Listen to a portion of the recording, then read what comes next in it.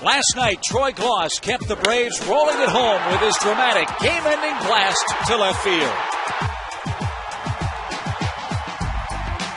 And today, on Father's Day, the Braves aim to complete their royal sweep. Settle in. It's time for Sunday Braves on Fox Sports South.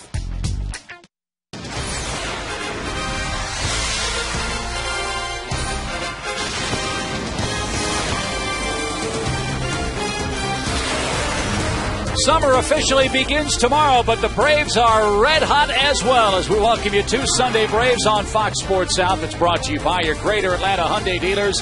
Make it a Hyundai Sunday every week on Fox Sports South. It's a Father's Day extravaganza here at Turner Field. The Braves look to sweep away the Kansas City Royals in the final game of our three-game weekend series.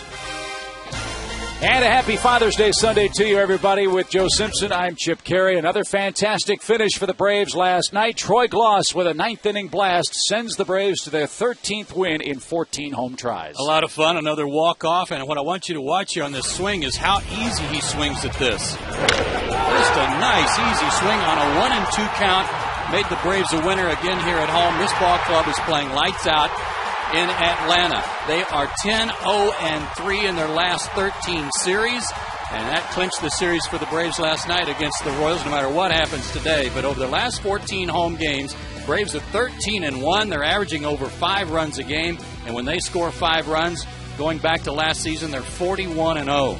Hitting .290 as a team, 13 homers out of the 14 games. Good pitching, good defense.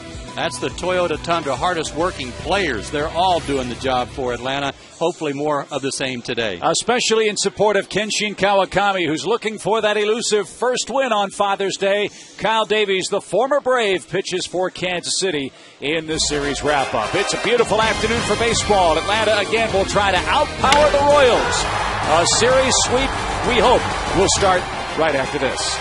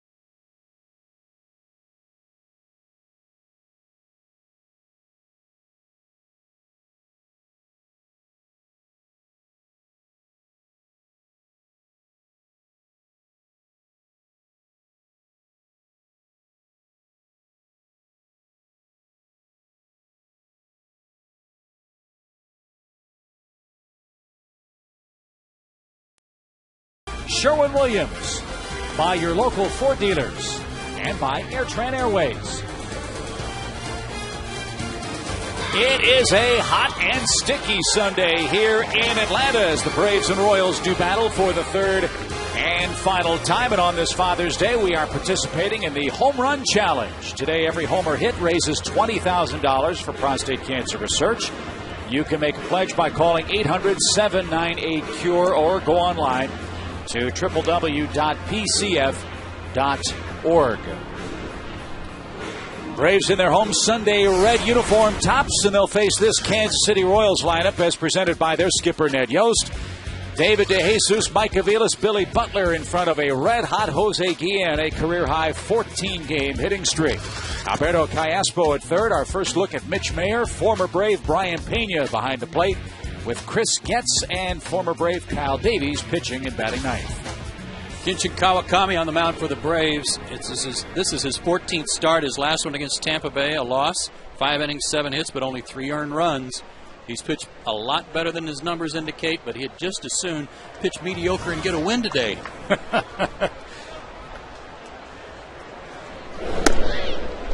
His 4 keys to pitching success today.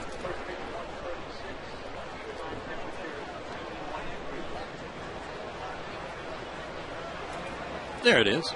No barrels. Miss all the barrels on the bat today. Go to the handles of the very end and call Kevin. And that would be Kevin Millwood. Kevin Millwood snapped out of his doldrums last night. He got on the win column. So call Kevin and find out what the key to success was for him last night. Maybe it'll help you today. One of the keys is get some runs for this guy. Yeah.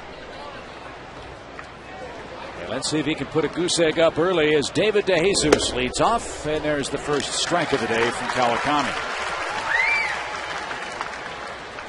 DeJesus, 8th in the league in hitting, the American League that is, with a .331 batting average.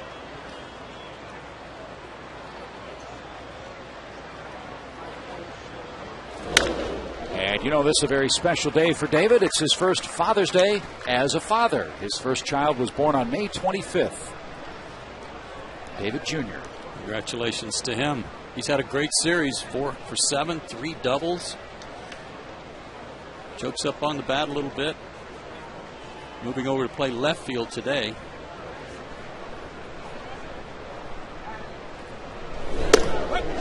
And that caught the outside corner. DeJesus wasn't sure, but Kawakami rallies from a 2-0 count for his first strikeout. Good start on a beautiful Sunday in Atlanta, and our broadcast on Fox Sports South presented in high definition by H.H. Gregg. It's a hot day. It's a very muggy day.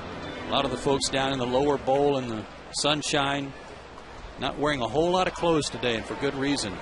Plus the people in the South, as I've always said, best fanners in the world. Mike Aviles takes a strike. He's got a 3-game hit streak.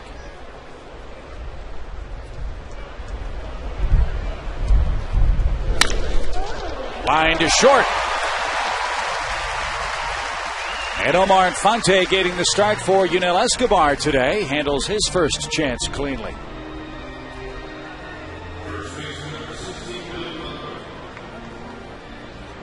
Good day to be in the shade. Omar's first start since a week ago Friday night when he hit that ball off his foot in Minneapolis. Billy Butler is the batter. And Kawakami looking sharp early. A quick strike to the 6th leading hitter in the American League with a .333 average.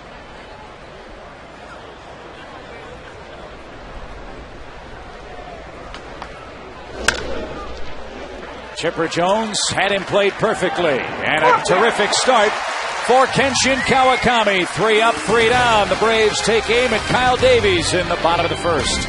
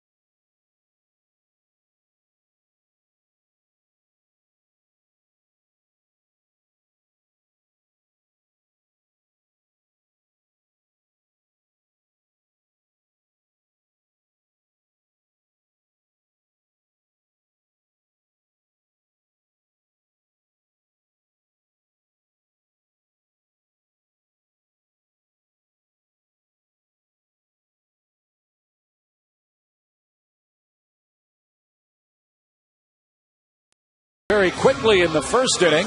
Let's see what the Braves bats have in mind for Bobby Cox here in the series wrap-up. Prado, Hayward, and Chipper 1, 2, and 3. Troy Gloss, the hero last night. Then it's Eric Hinsky, Melky Cabrera batting 6th. Omar Infante, as Joe mentioned, starting for the first time in a week. David Ross, day game after a night game, gets the start behind the plate. Kawakami hitting 9th. Former Brave Kyle Davies on the mound. He's out of Stockbridge High School, lives now in McDonough. 4-5 on the year. His ERA has really taken a beating lately. His last 4 games, he's gone 1-2 with an ERA of 10.13. And here's the thing on Kyle. With nobody out, the average against him is like 337. With 2 outs, it's 207. So he really can pitch well when there's 2 outs in the inning. That's what he needs more than anything. But lately, not so good. Has not won a game in June, so he's looking to do a little better in that category. And Ned Yost in the Kansas City papers said the key for Davies is command of his fastball. His first in the game and his second in the game were off target. 2 balls, no strikes to Martin Prado.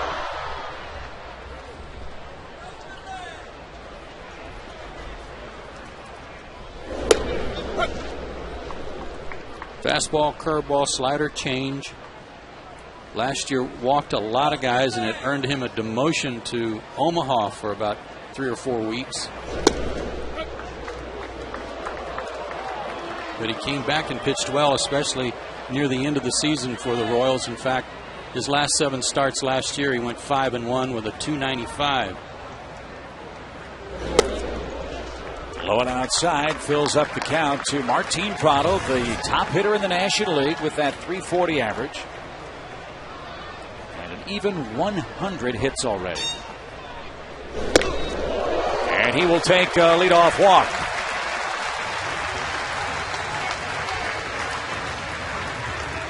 To give you an example of some of the frustration for Kyle Davies lately, his last start, he only went 3 innings, gave up 6 hits and 6 runs. But his teammates battled back and scored 15 runs and beat Houston 15-7, but he got a no decision because he couldn't hang around long enough to take advantage of that.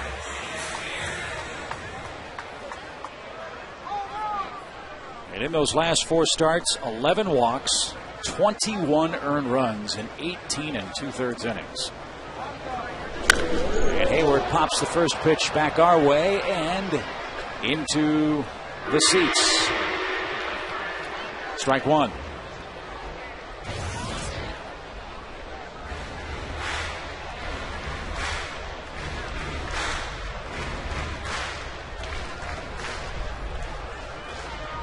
So 2 sons of McDonough battling in the first inning.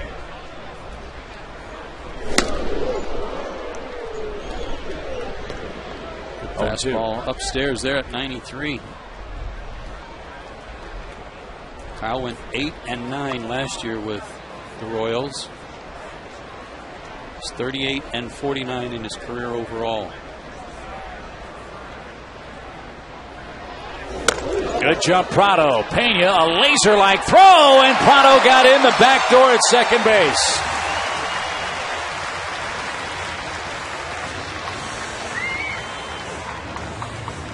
That's a very good description, Chip, because that's exactly what happened. His foot kind of went around to the side of the bag and got his toe in there. Brian Pena, who was so looking forward to an opportunity to throw out Yunel Escobar, his old pal today, won't get that because Escobar's not playing. Tag on the knee and the foot went around. Davies not getting that fastball harnessed early. 2-2.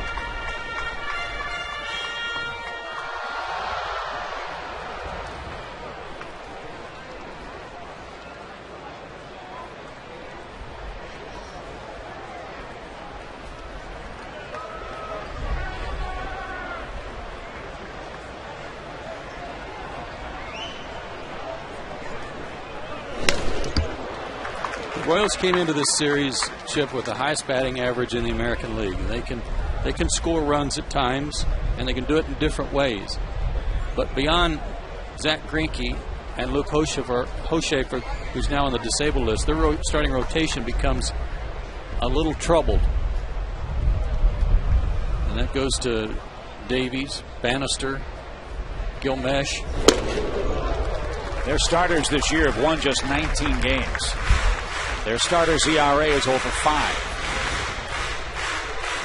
And that's an area, obviously, that the Royals, I'm sure, are going to try to improve. They'd love to get Mesh back. He's still hurt. And remember, there's only 14 teams in the American League, not 16. And Hayward walks. So back-to-back walks from Davies. Again, that's been a huge problem for him. And now Chipper Jones a chance to make him pay in the first inning. That's 32 walks overall in 70 innings.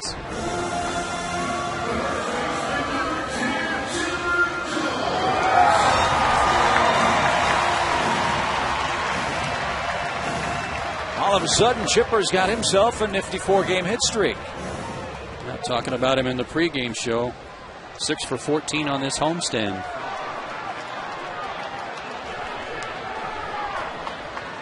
Especially left-handed.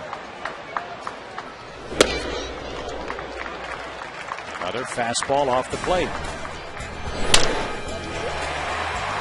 Got the Braves on the board with a little nice service to left field there. Maybe we can do the same again today.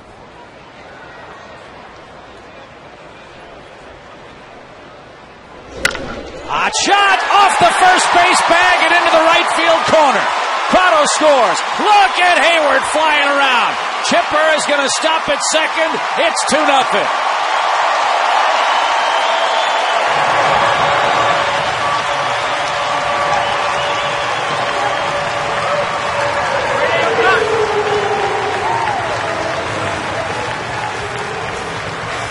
Earlier in the week when there was a talk about Chipper and retirement and all that, you got the feeling that maybe he was going to cut back on some of his playing time.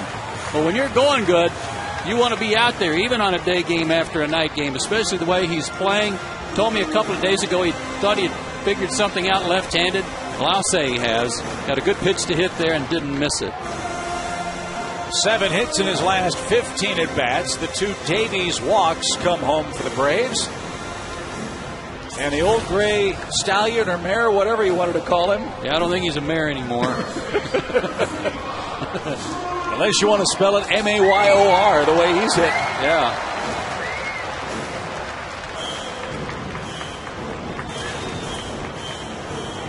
So Chipper now a 5-game hitting streak, and Ned Yost already out to the mound. Yeah, he didn't send his pitching coach. He had a message to deliver there. And he may not have liked the body language of Kyle Davies walking back to the mound after he backed up home plate. His head was kind of bobbing and weaving, like had a little woe is me look about him. So Troy Gloss, last night's hitting hero. Bats with a man aboard. Nobody out. And again, ball 1. Gloss with 14 home runs. That's 4th in the league. 55 runs batted in. That leads the National League. And who would have thought that after his start in April?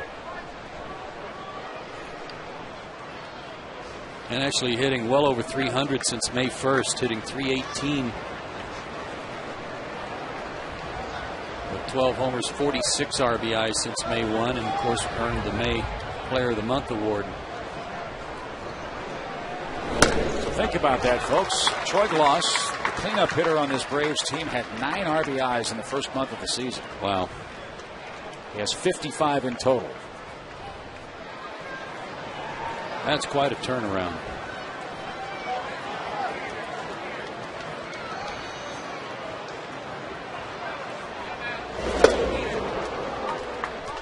It's the best pitch Davies has thrown.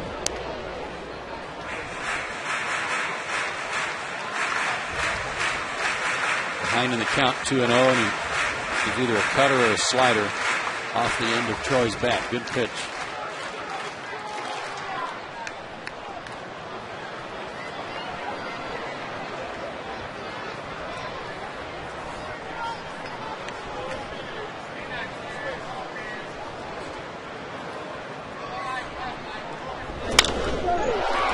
But again, the no outs and 2 outs. Coming into the game, a .337 average against Kyle Davies with nobody out. When he's got 2 outs, opponents are only hitting .207. And it rears its ugly head here again.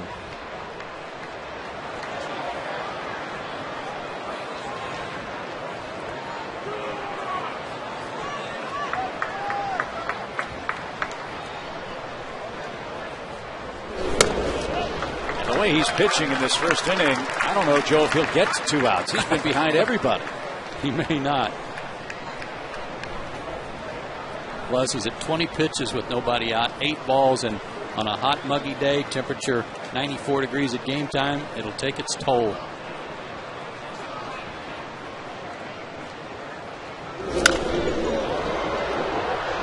Ross fights it off, full count, 3 balls and 2 strikes.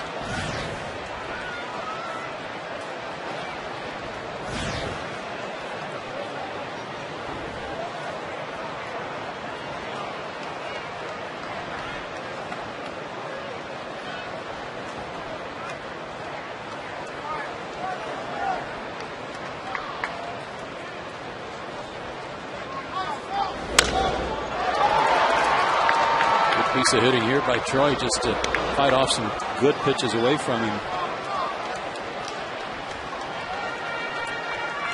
That to me spells out kind of the difference of his 2.5 months now, in that early in the year he was getting some hits to right field, Chip, and driving in some runs, but now all of a sudden he's turning on the ball, he's getting that front foot down faster and really driving it. Did he swing? No. Another walk. Third of the inning for Davies. First and second, still nobody out. And I really liked your point you made about the swing that Troy made in the 9th inning. He's able to generate so much power with such a smooth, easy stroke. That was an easy one. And he's big and strong. Let's not forget that. I mean, he's 6'5", 235, so he's very powerful. But he did it with such an easy flip last night. That was impressive. 2 on for Hinske. 2-0 Braves, first inning. And finally, Kyle Davies is able to get a fastball over for a first pitch strike.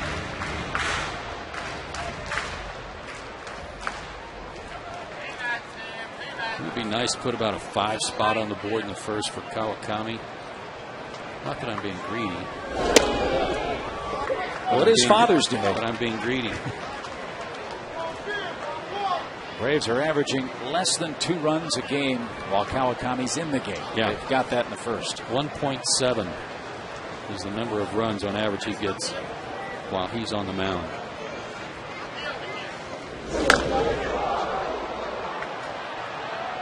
One and 2 your count.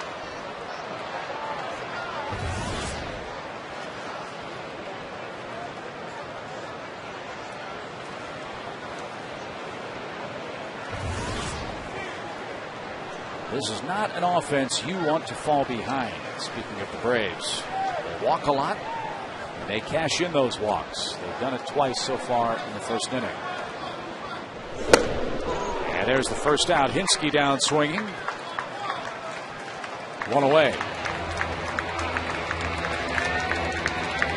Here's Melky Cabrera.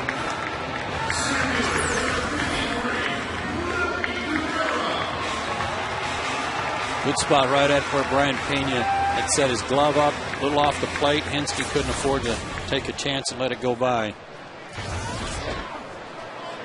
Melky's average up to 260.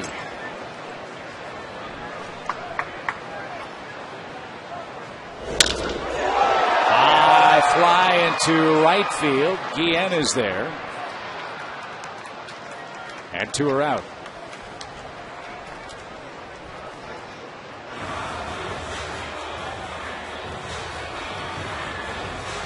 Well, he may weather the storm here after such a rough start and having the first 4 guys reach. But he's still got to get Infante. And if you've been watching the Braves this year, you know how tough he is in the clutch. And with runners in scoring position, the best average against right-handed pitching of anybody in baseball over the last couple of years. And here's the first chance for Davies to pitch with 2 outs in an inning. We'll see who wins the battle.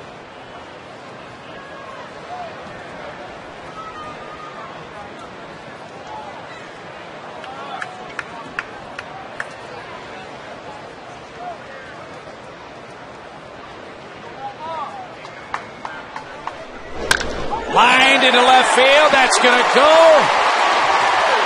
into the gap. 1 run scores. They're going to wave Gloss around. Here's the relay throw. It is going to be late. He got in.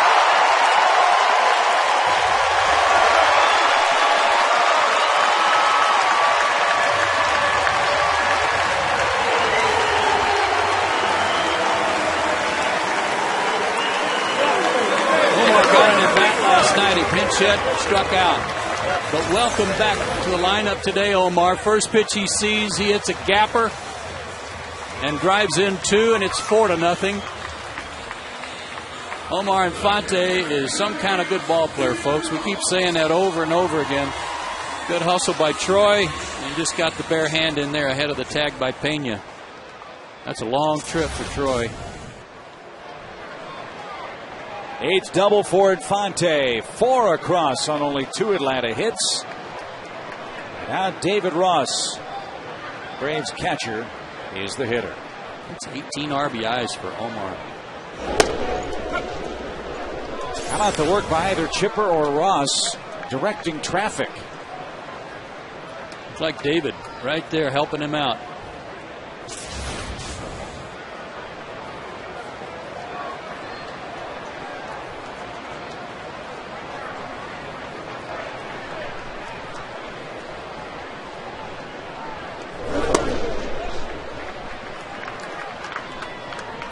One pitches for Davies in the first inning.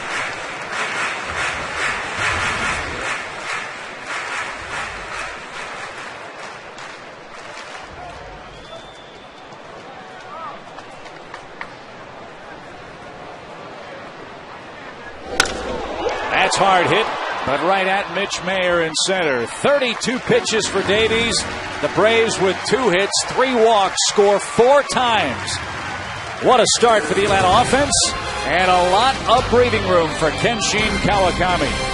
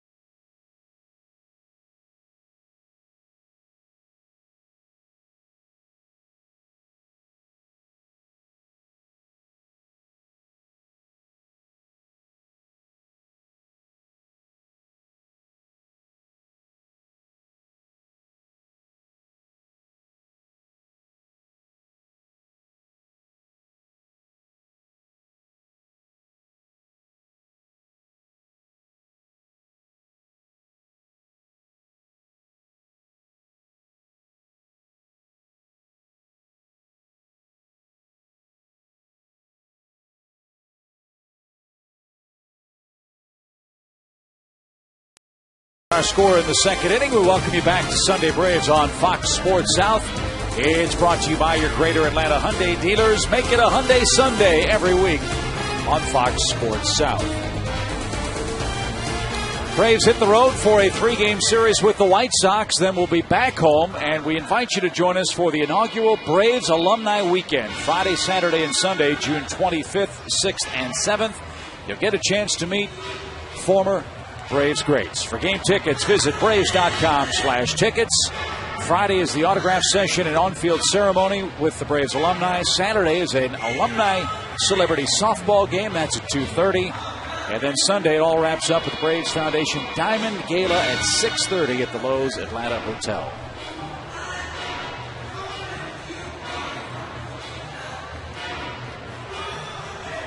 That 2.9 runs of support per start includes the whole game, whether he was in the game or not.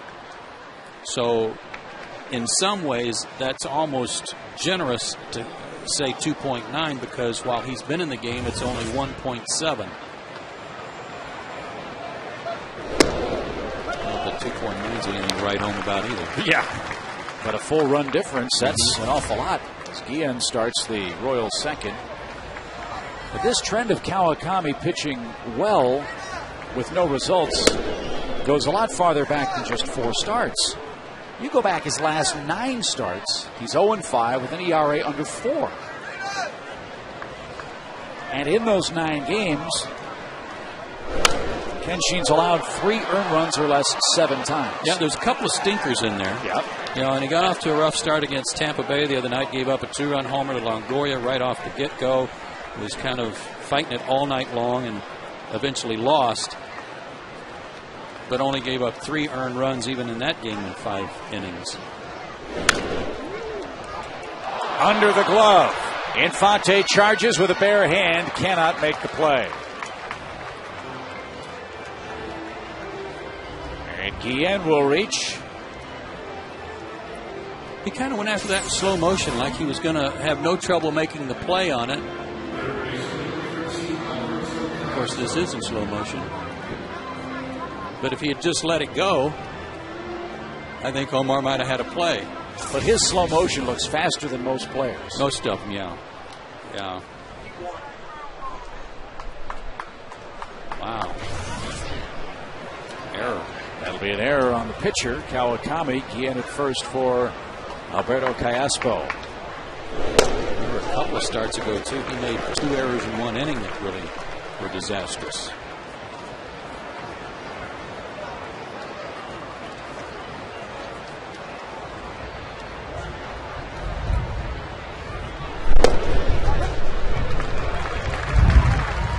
Nothing, too. It is a breezy day at the ballpark.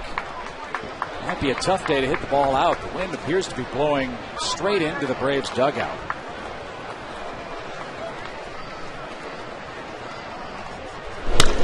Minor over Prado and into right center field for the first Royals hit. Melky cuts it off, but not before Guillen races to third, and the Royals did business with nobody out.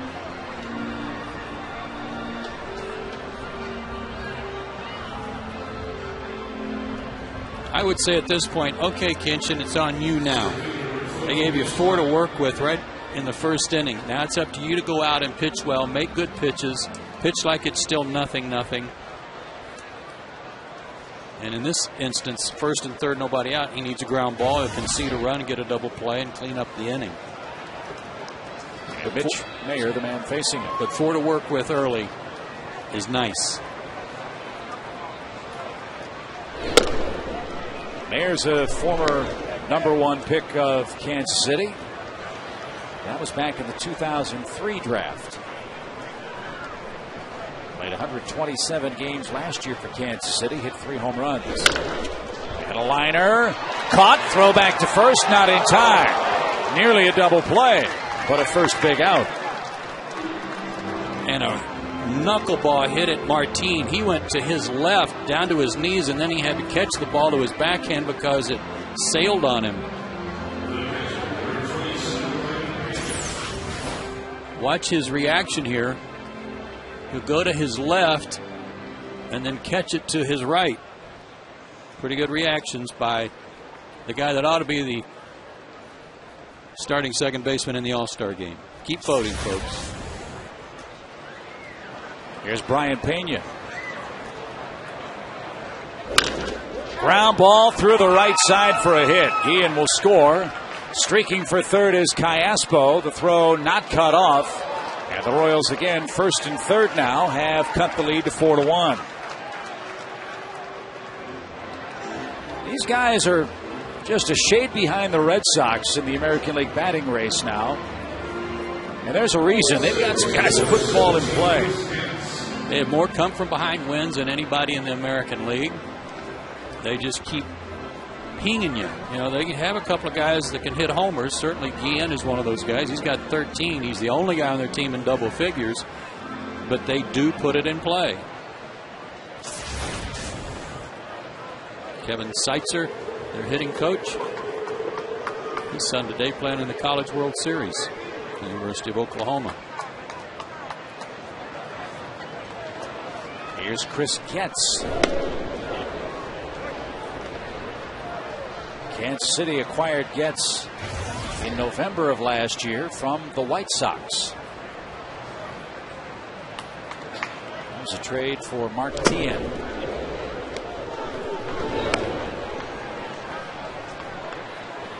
Pretty good pitch there. He didn't get the call on it.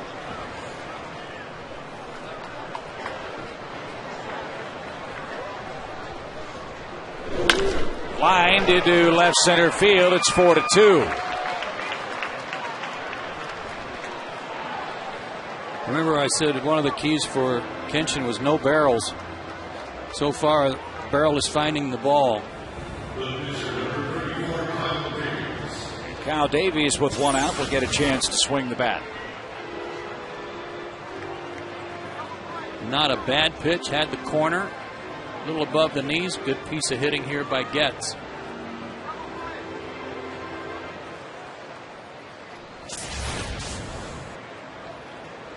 Be careful here. Davies a good hitting pitcher. Good athlete. And his offense has gotten him right back into this game. It's 4-2 now.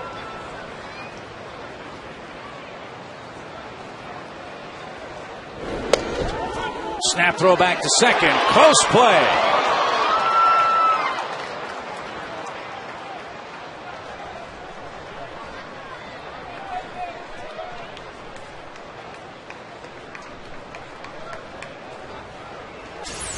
Snap. Quick release by Ross. Pena had to hustle back.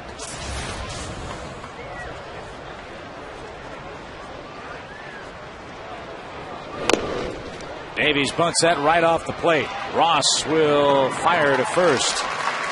Runners now move up to second and third for Kansas City. That'll be a sacrifice, and David DeJesus will be the hitter. It all started with an error on Kawakami, that little spinner that he couldn't corral off the bat of Jose Guillen. I think we've mentioned before, Chip, how it seems like there's always something goofy that happens in a Kawakami game that goes against him. He's given up more unearned runs than any of the other starters on the Braves staff. He's already given up one unearned run today because of his own error. But he needs to make a good pitch here and leave still leading by 2. He struck out DeJesus on the outside corner, and he gives up a rocket to second. Then retires the side. Didn't fool anybody that inning. Royals strike for 2 and cut the lead in half.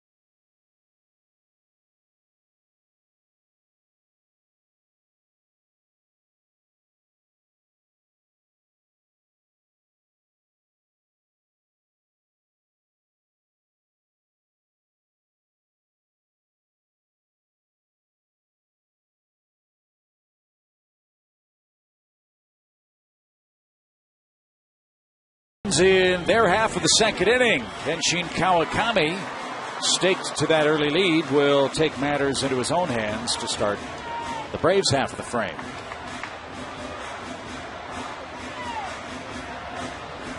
And a happy Father's Day. One and all. Happy Father's Day to my dad back in Norman, Oklahoma. Tuned in with his feet propped up and a glass of sweet iced tea. How is Oklahoma's sweet tea? Is it as good as Georgia sweet tea? I don't think it's quite as sweet as it is in Georgia. Georgians like it really sweet.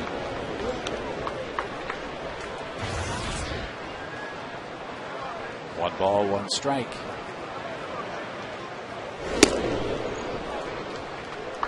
And new life for Davies now. Gave up 4 in the first, 3 walks, all 3 of them scored.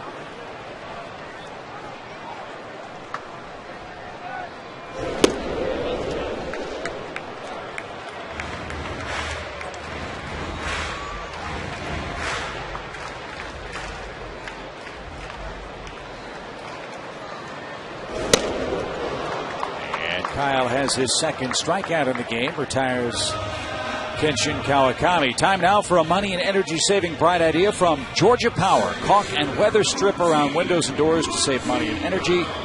Go to GeorgiaPower.com for more energy saving tips. Georgia Power is a Southern company. Hey, Laser Baker, what do you call those light bulbs, those fluorescent CFLs? Canadian Football League lights. Those are really nice. Really? Yeah, they work good. Save energy. They make me think of Cheetos. Yeah. Mm-hmm. You could probably get one that's like a bug light like that, that's the same color as Cheetos. Our team proud of the hitter. Walked, stole a base, and scored the first run of the game. 51 runs scored, by the way, from our team this year. That's second in the league.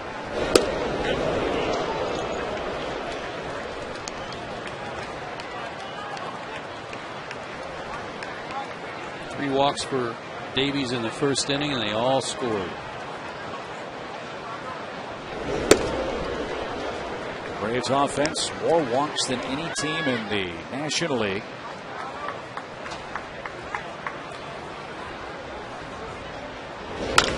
And a liner into right will hang up for Guillen. 2 outs. Say this for Kyle Davies, he's working a lot faster this inning too.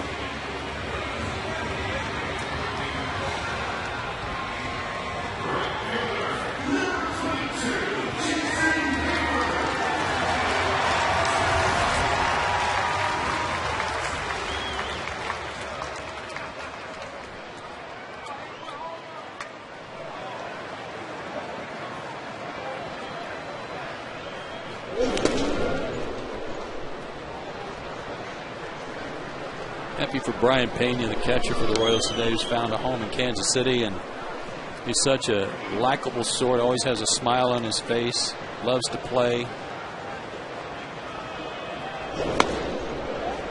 And he's in a tough spot because the Royals have Jason Kendall, who's almost an Iron Man. Yeah. And Brian never gets a chance to play. This is only his 4th start of the year as the starting catcher. Well, with Ned Yost, that might change. Or under Ned Yost, Jason Kendall might be asked to take a Sunday off every week. Brian's certainly capable of doing a good job backing up. Switch hitter.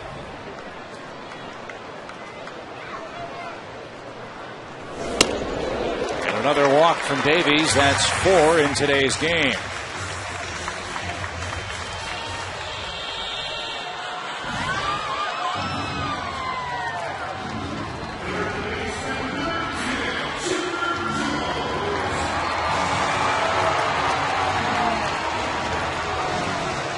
Braves are 14-8 in day games this year. That's pretty good. But at home, they're 9-0.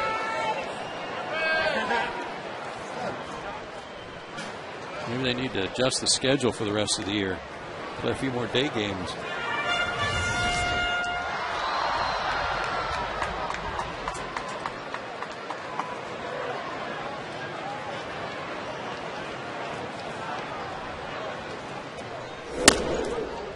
They've been pretty much pitching him away in this series, but Davies made a mistake to the middle of the plate. That target was set up outside. It came to the middle to inner third of the plate, and he turned on it hard.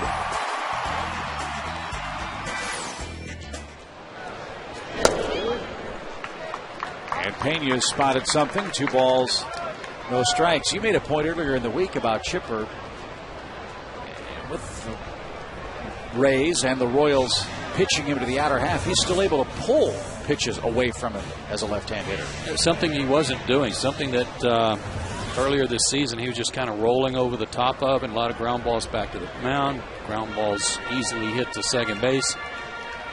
And he hasn't told me, and I'll pry it out of him, what adjustments he's made, but he said he thought he had found something left-handed right after the team got home.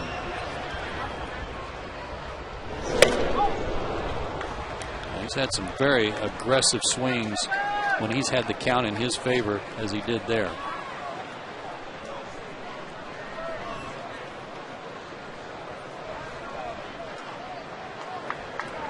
Two balls, 1 strike. Hayward's running. Chipper takes low. Pena, no chance. Hayward stole that base easily. His 5th.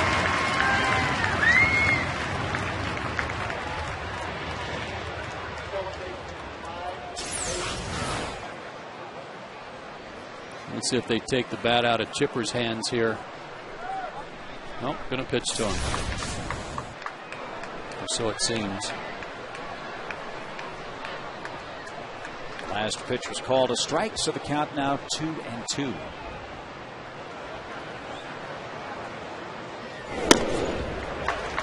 That's why, because when I watched the play happen, I thought it was a ball. I thought it had gone 3-1 because the pitch looked like it was way inside the way Pena caught it.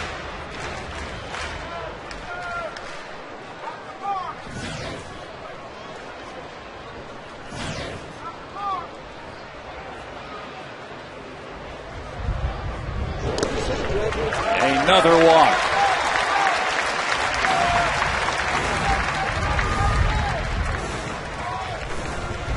Five walks for Davies in this game. Ties his season high. He did it 2 starts ago at Minnesota, got beat 6-2. He did it back on May 1st at Tampa Bay, got no decision. And the Royals were able to win that one in 11 innings. In the 2nd inning.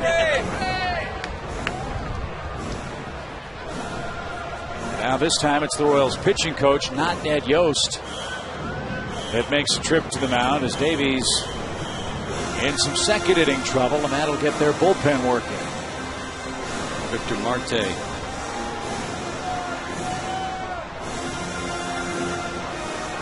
So with Troy Gloss in the batter's box, let's take a peek at our trivia question. It's brought to you by our friends at AT&T Uvers, who are the only 2 first basemen in Atlanta history with a 30-homer, 100 RBI season. Immediately you think of Andres Galarraga and Fred McGriff. Be my 2 choices.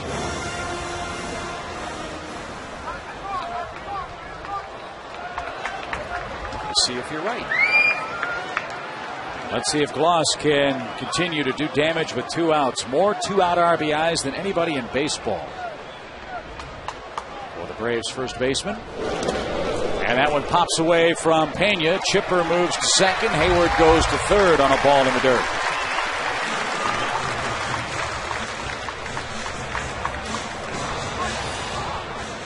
That helps.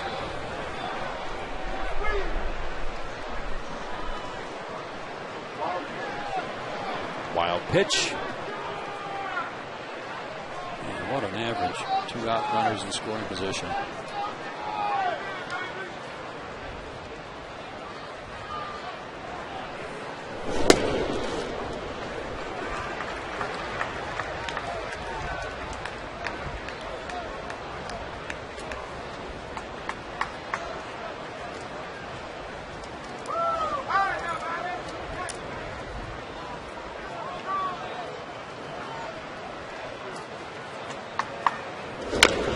Little tapper. And Davies will handle cleanly, and he's out of second inning trouble. Despite 5 walks, Davies still in this game, but Atlanta leads it by a 4-2 score.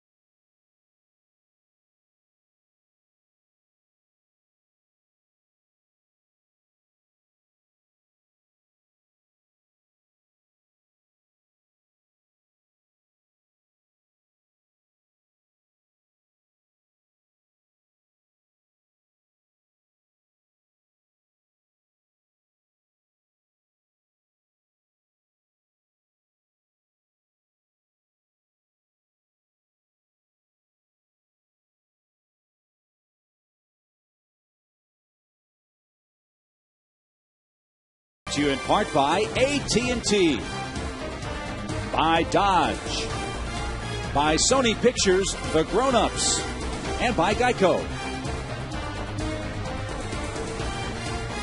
Beautiful sunny Sunday in Atlanta. Braves trying to sweep away the Royals. A 4-2 Atlanta lead as Kenshin Kawakami to work in the Kansas City third.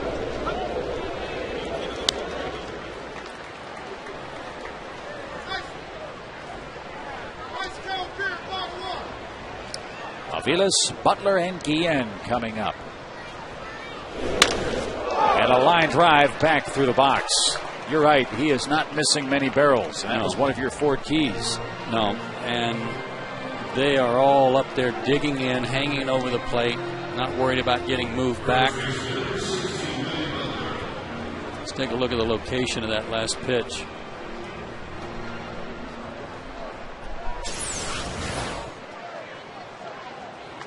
Right down Broadway. Here's Billy Butler. For all of his good work, Butler will hit the ball on the ground. He's hit into 19 double plays this year. Kawakami could use one here in the third.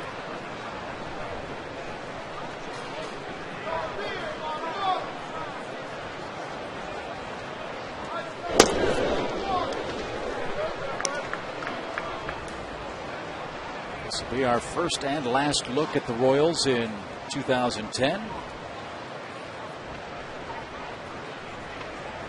A chance for some of these young Kansas City players to see players they've watched on TV for the last 10, 15 years, and Butler no exception. Right. His 19 double plays he's hit into leads the major leagues in that stat.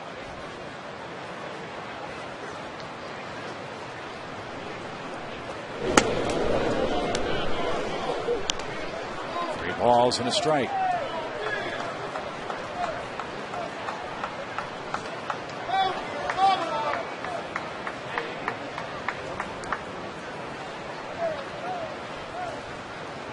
Runner at first goes. Line drive, center field. It drops in front of Cabrera. And moving to third is Aviles. The Royals have him first and third again with nobody out. And another very hard hit ball.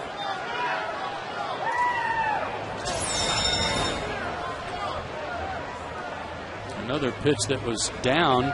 This actually looked like it was a little below the knees, but it had a lot of the plate. So Butler just drops the head of the bat Puts the Royals right back in business, and with that, the Braves bullpen will get busy. And now you've got Guillen red hot with a 14-game hitting streak, and a chance for Kansas City to tie this game at the very least. And it was his little dribbler that got the inning started last inning when Kinchin wasn't able to make a play on that little swinging bunt.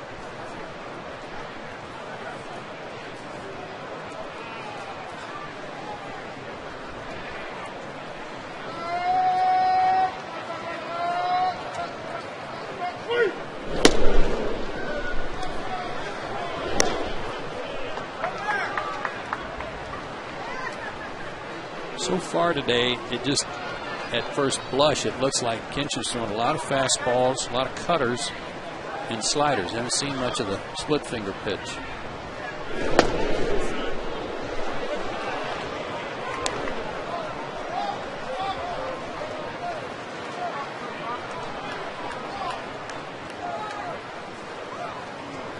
He breezed through the first inning with 9 pitches.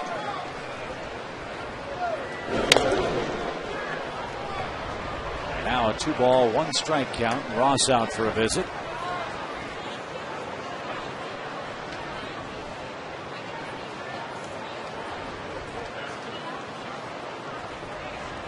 David back behind the plate. Let's take a look at our Geico quote of the game. We mentioned thrill for some of these youngsters to see veteran guys like Chipper Jones, and Billy Butler no exception.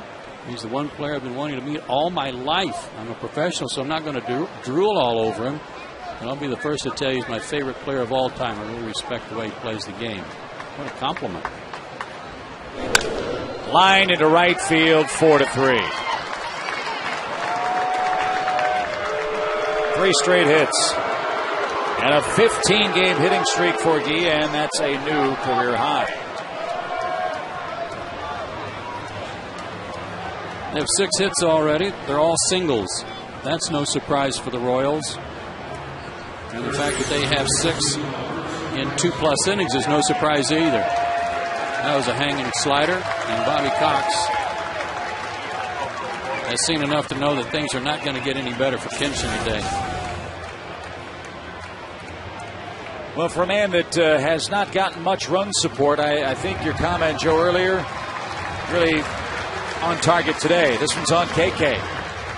He had a 4-0 lead after an inning. Now it's 4-3 in the game on the base paths for the Royals.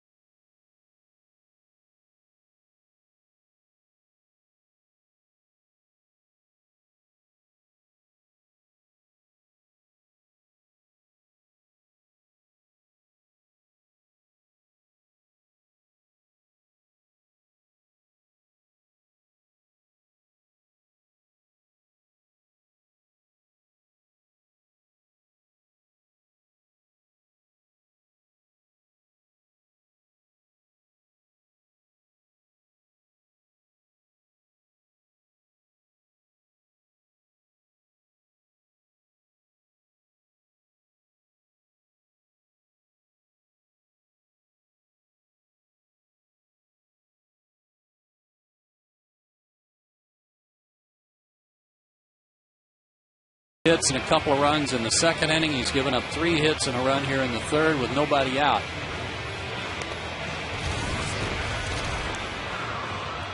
And so the Braves will make the AT&T call to the bullpen, and a well-rested Christian Martinez will face the Royals next. He got a lot of activity in that series in Arizona. Pitched in 3 of those 4 games. but he hasn't pitched since. He's been in the bullpen for 10 days working on things on his own because he hasn't had a chance to get in a ball game. Well, he'll be given a chance to get some innings in today. And he'll face Alberto Callaspo, who's already singled and scored for Kansas City today.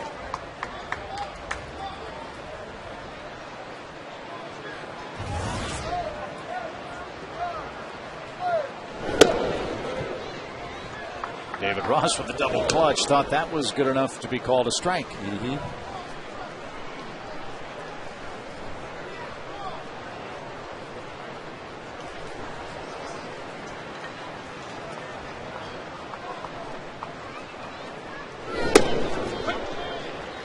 May have earned him that call. Christian's got a good arm, and he can throw a two-seamer and make it tail away from the lefties a little bit. That's what he's trying to do here, to try to get a ground ball. But he can throw mid-90s. High fly ball to right. Hayward drifts back, checks his positioning, and on the warning track makes the catch. Butler tags and moves to third. Double play still in order, however, with one out. Tell you what, Callaspo's got pretty good power for a guy 5'9", about 180 pounds. He can hit.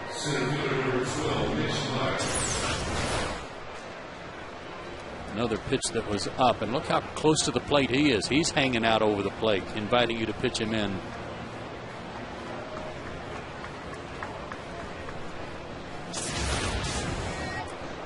So Christian gets the first man assigned him in this third inning. Now Mitch Mayer bats. He lined to second on the very first pitch he saw from Kawakami.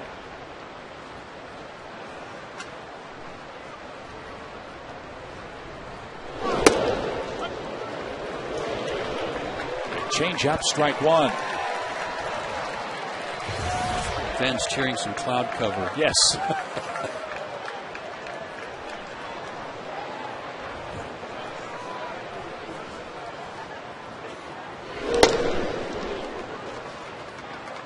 Ball one, strike one.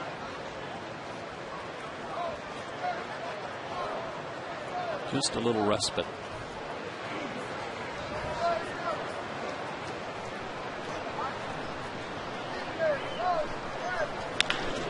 Off the pitcher's glove. And late to first. That will tie the game at 4.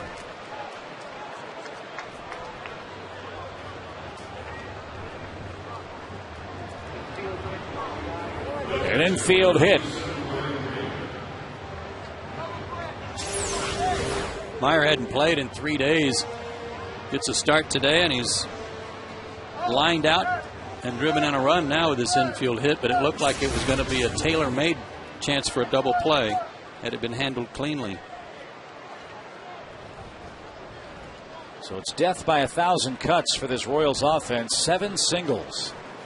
Have played it 4 runs, and what was a 4-0 lead, now a 4-4 game. Remember, Atlanta last night led 3-0 against Zach Greinke. And KC came back to tie that one 4-4 going to the 9th. 0-2 to Brian Pena.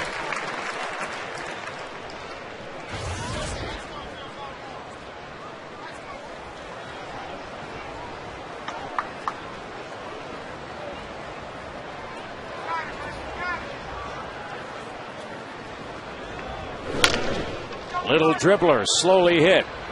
There's one, and that's all Atlanta gets. Good hard slide by Mayer to make sure Infante had no chance to try to complete the relay to first. Not only that, but Brian Pena runs pretty well, and not just pretty well for a catcher. He runs real well. In fact, I remember a couple of times Bobby Cox used him as a pinch runner.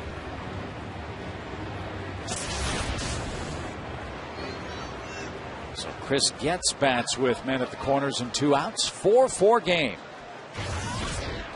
Getz lined a shot over short for a run scoring hit, his first time up.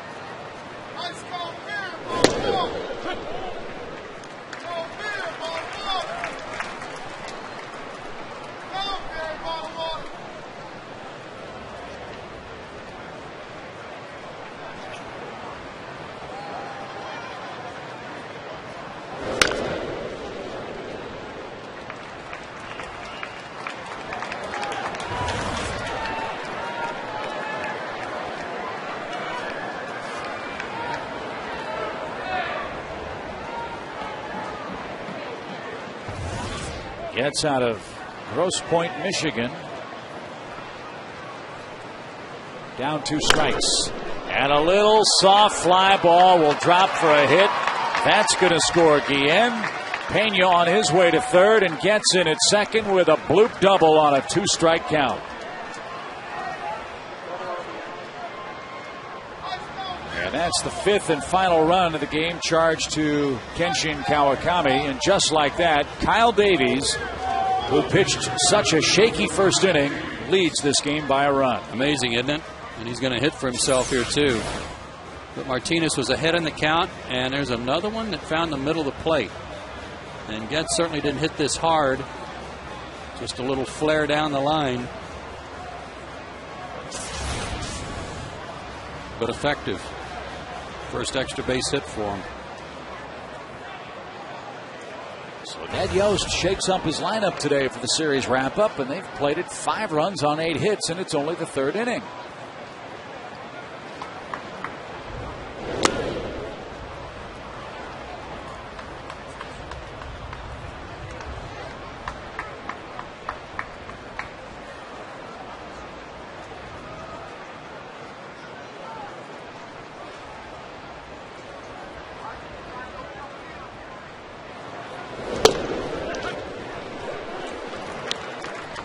One ball, 1 strike.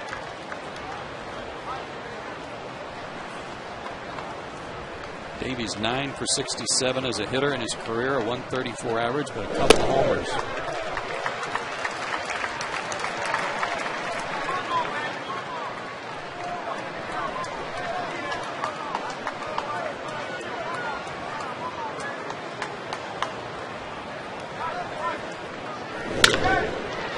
Chopped to short.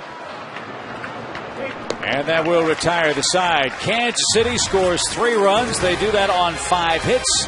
And they chase Kenshin Kawakami.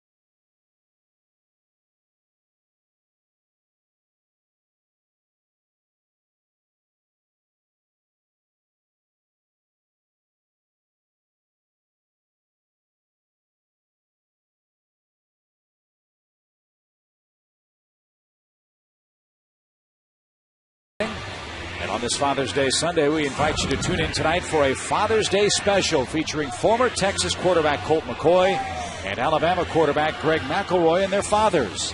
The Chick-fil-A Family of Champions series highlights their relationships on and off the field, culminating in the 2010 BCS Championship game. Don't miss it tonight at 10 Eastern right here on Fox Sports South.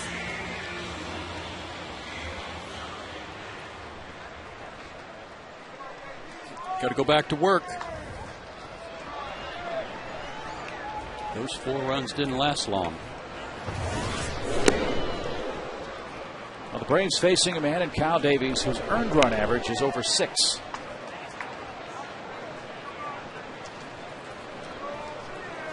Eric Ginsky was the first man Kyle retired in this game. He walked 3 of the first 4 hitters and was down 2-0 when Eric was struck out. And a fly ball to right will drop in for the 3rd Braves hit. Ned Yost gave Kyle Davies a lot of rope to work with there in the first couple of innings, especially when you consider the 5 walks. But now that his team has fought back to get the lead for him, that leash is going to be very short. I know we've talked a lot about shutdown innings and how important they are. As an offensive player, which you were, how do you react when you see Davies give up a leadoff hit? Frustration, but that's not as bad as a leadoff walk. If he went out there and walked the first guy, you want to go in and just shake him and ask him, wake up.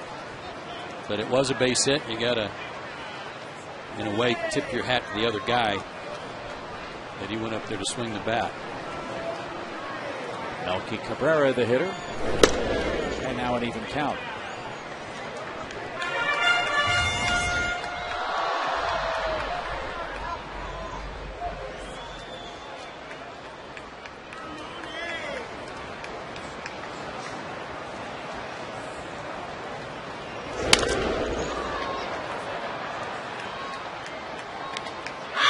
Now 1-2. A fan from Villarica caught that ball. Yeah, it was a dad from Villarica.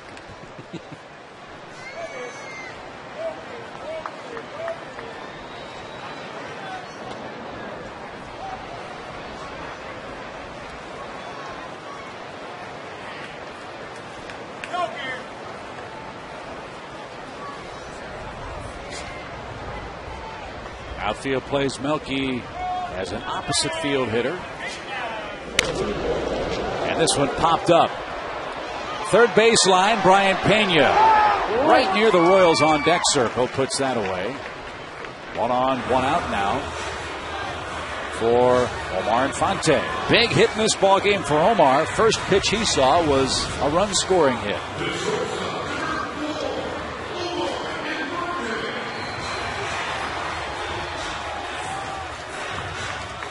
You mentioned that it's been about a week since Omar's been able to start a game for the Braves. The irony of that foul ball off the foot in that at bat, he wasn't wearing all the armor that you see in today's game with the Royals.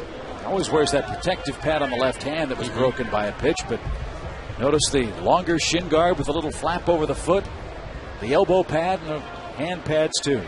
If he hits in the 2nd inning, he has to start getting ready to hit about 8:30.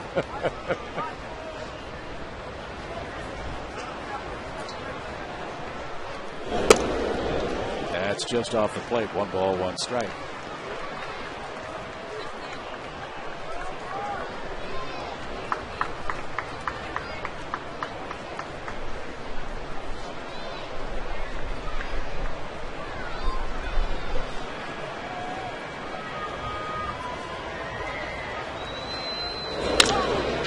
That's through the hole. Infante's 2 for 2.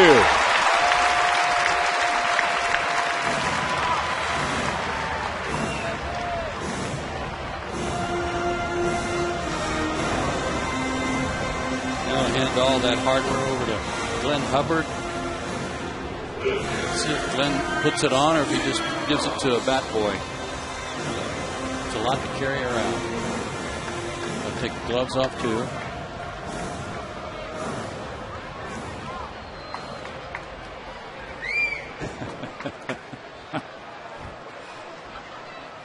There's got to be a manual for that, doesn't there? Has to be.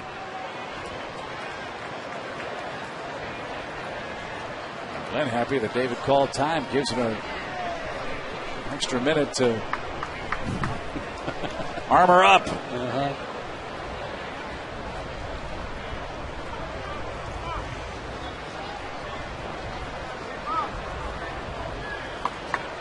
Two on for David Ross.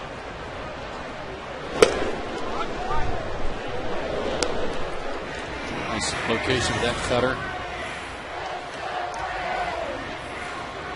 David made the last out of the 1st inning, but it was a hard hit ball to straightaway center to Meyer.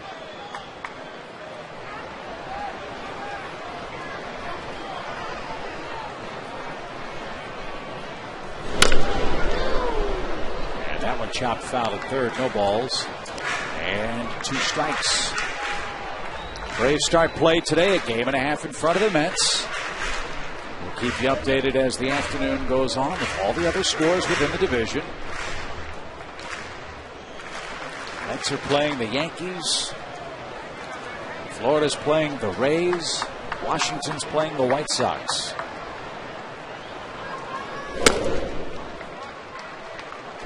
One ball and 2 strikes. And speaking of the White Sox, they're really playing good baseball now. That's the next Braves opponent. We'll head to Chicago tomorrow afternoon.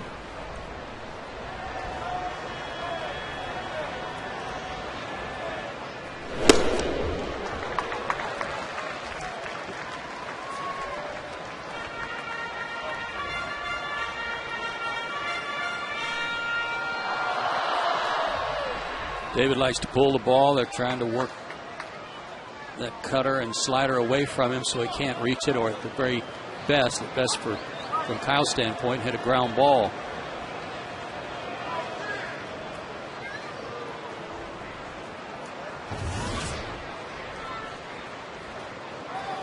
Seven pitches, and we're in the 3rd inning, and he leads by a run.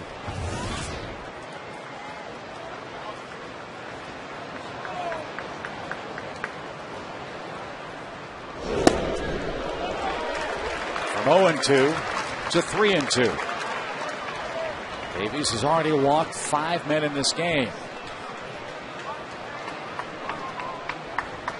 Braves relief pitcher Christian Martinez in the on-deck circle. Victor Marte throwing again in the Royals bullpen. This may be a real decisive pitch for Kyle Davies right here. And it was a big one. He strikes out David Ross, and David comes away from the plate grabbing his side. See a lot of hitters, especially on a hot day, watch their bottom hand fly off the bat. And that is so painful. When the bottom hand slips off over the knob, it puts so much stress not only on your side as it did here, because you can't stop the bat and you wind up twisting a lot farther than you would if both hands were on the bat. Let's hope he didn't strain a rib cage muscle or an oblique. So big strikeout for Davies, and now a chance to go after Martinez. And boy, he's falling behind so frequently. He's fortunate to have a lead. 5-4, Davies and the Royals can probably lead this game.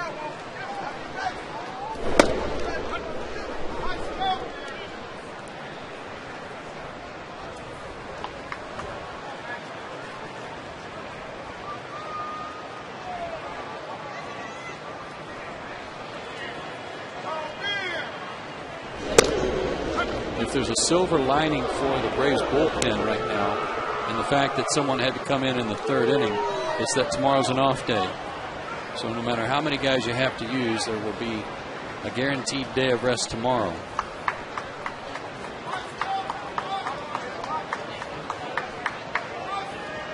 And then a night game Tuesday in Chicago. So a few extra hours as well. And Davies in trouble in the 3rd inning. Wiggles out of the 3rd inning jam with a couple of strikeouts. And he leads the game 5-4.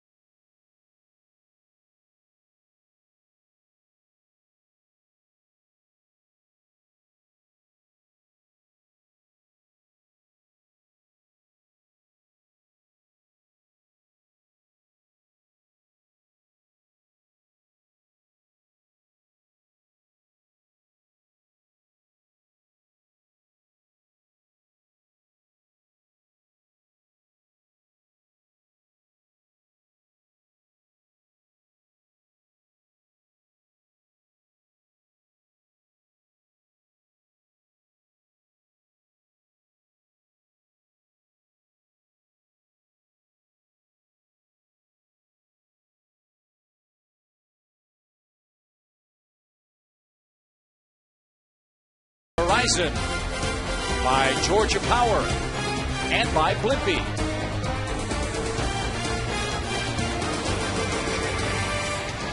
Here's a look at our game summary. Brought to you by our friends at Blimpie. Neither starter has pitched very well today, but Davies just a little better than Kenshin Kawakami. Chipper Jones and Chris Getz have had productive days at the plate. And Kansas City, with the top of their order coming up, leads by a run as we go to the fourth inning. Great to see dads here with the kids on Father's Day. What a beautiful day, albeit a hot one.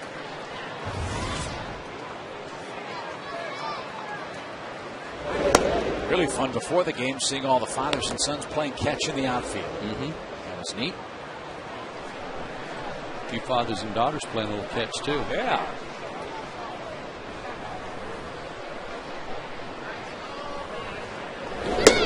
All right, well, this is where Christian Martinez needs to calm the waters a little bit, fire up a few zeros, get the offense back up there and work on Kyle Davies.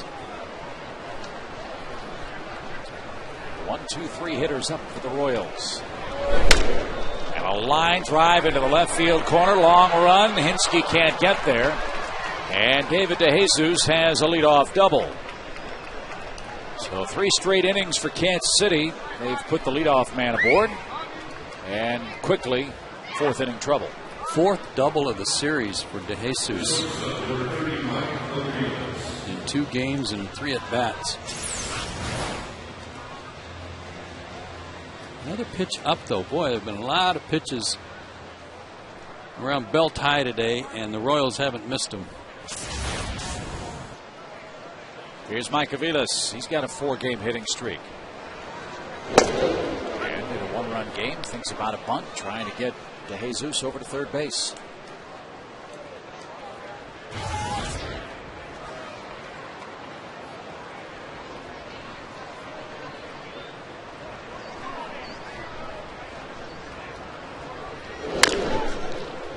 That won't get it done. Funny hop. 1 out. 1 out. Nice play. Omar made that look easy. Got a little bit of an in-between hop. Had to plant and not able to get a whole lot on his throw, but a strong arm took care of that.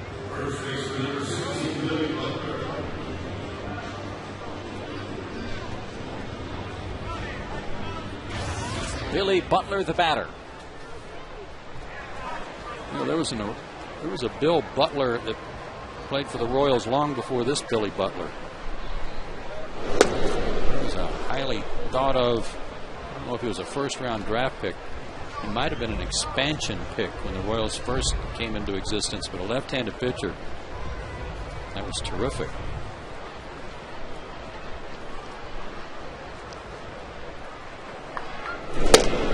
I know it's something we touched on last night with Dayton Moore running the show in Kansas City.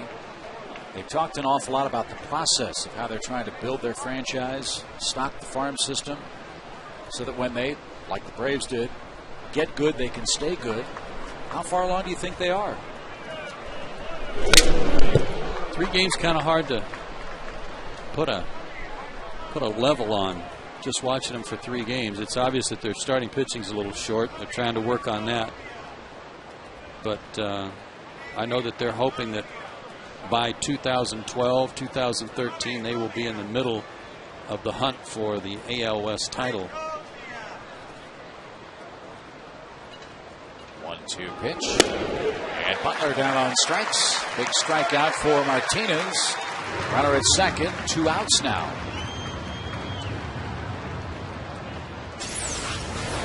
Sherwin Williams painting the corners provides us with this box track. There's one that was down below the knees, had a little sinking action on it. Good pitch by Martinez for the strikeout. And now Guillen bats. He scored twice.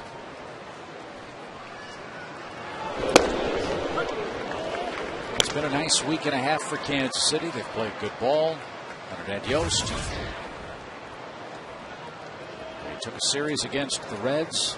They've already lost this series to Atlanta, but they got the All-Star game announced for 2012. took that series from the Reds in Cincinnati too. The future for Ned Yost, if he chooses to come back as the manager for the Royals, figures to be bright. We talked about all the All-Stars they've got working in their minor leagues. Did you say one team has 10 All-Stars? Yeah, they're Double-A team.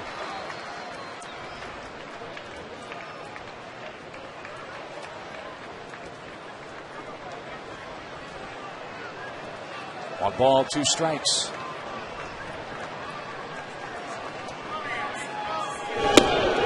And Christian strikes out Guillen and pitches around a leadoff double. Jose flips the bat away in frustration. Maybe a little momentum will swing back into that Braves dugout. Bottom of the 4th inning, 5-4. Kansas City has the lead.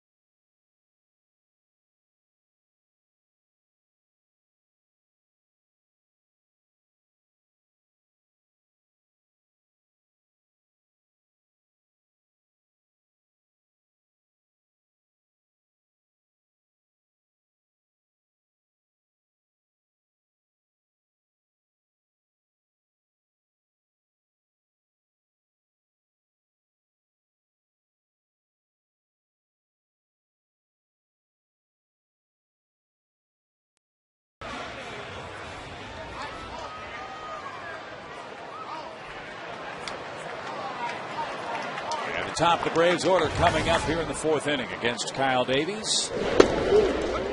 Hitting machine Martin Prado looking for his first today and his 101st of the year. Liner. Foul. No balls, 2 strikes. Time for our Radio Shack. What do you know? I know Martin Prado is a good player. He got his 100th hit last night and did it in his 69th team game. Second fastest in Braves history behind Ralph Garr, did it in 62 games in 74. Dave Baker looked that up for us last night on Ralph Garr in 74. He had over 200 hits. He got his 200th hit in his 139th game. His 139th game, not the team's, right. But that's incredible. And he started off the season 0 for his first 4 games and still won the batting title. Hit 350 something. Well, to put this run by Prado in even further perspective, in his last 162 games, he has 217 hits. And Davies fooled him there for the first out of the 4th inning. Just an amazing turn of events for Martin Prado. 1 up, 1 down. Jason Hayward is the hitter. He's walked 2 times. Choose any 9 Braves home games and save money off the gate price when you order a Braves Flex plan for as low as $11 a game. To order, visit Braves.com/tickets or call 404-577-9100. Kyle Davies making some better pitches suddenly because he's getting ahead in the count. Struck out 3 in a row.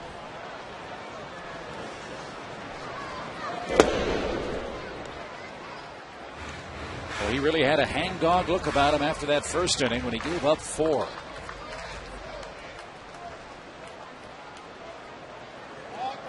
But only 2 hits since that opening frame. Well, he was on the tightrope too in the second inning. After 1 out, he walked 2 guys, and then wild pitched. Actually, there were 2 outs, and he walked 2. And then he wild pitched them to second and third, and kind of hinged on Troy Gloss as whether or not he was going to stay in the game. He got Troy to hit a comebacker. Yeah, Victor Marte was up in the bullpen not once but twice in the early innings. That's a lot of pitches in the 4th. He's got to go 5 and have the lead to qualify for a win. And Hayward is caught looking. That's 6 strikeouts for Davies and 4 in a row. Dropped a pretty good changeup on him there. Sherwin-Williams painting the corners. This one had a lot of the plate, but went down to about 84 miles an hour.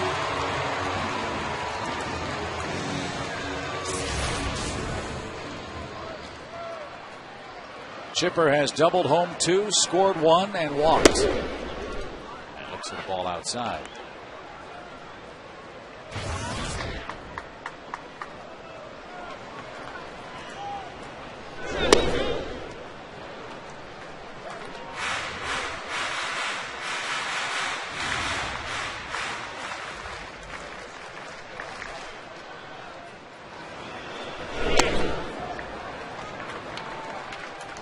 We read that Geico quote from Billy Butler about his admiration for Chipper Jones. I remember seeing Butler standing around first base after Chipper had singled in this series, just kind of staring at him, wasn't talking to him, just looking at him.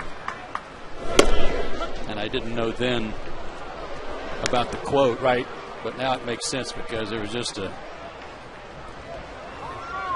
long standing stare without talking. Count, 3 balls, 2 strikes. Well, if Chipper reaches here, maybe Glenn Hubbard will hand him a bib.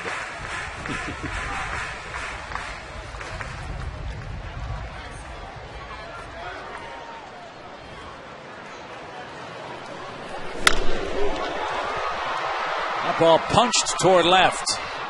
And a sliding catch by DeJesus in foul ground retires Chipper and the Braves in the 4th inning. Kyle Davies settling in. He's retired 5 in a row. 4 of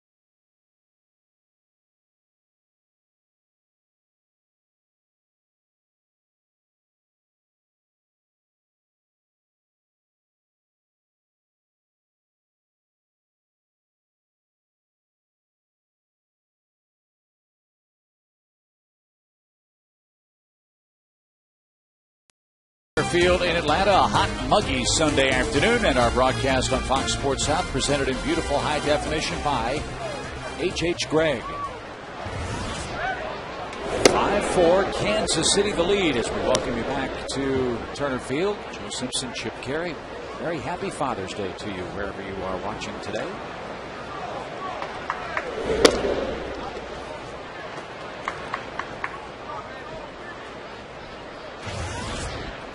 Inespo, Meyer, and Pena.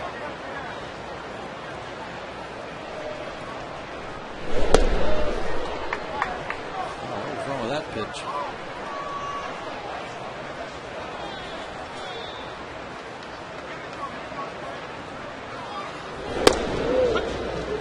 See a lot of folks kind of migrate up under the cover for some shade today.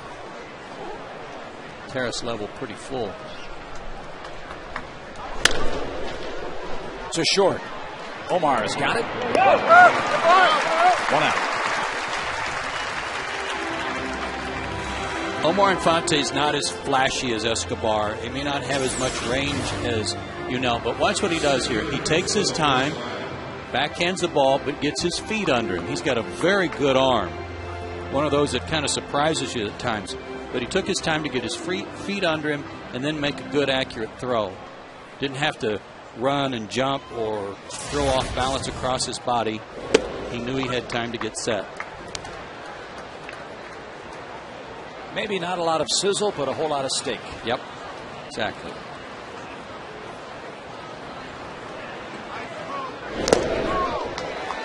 Meyer down, strike 2.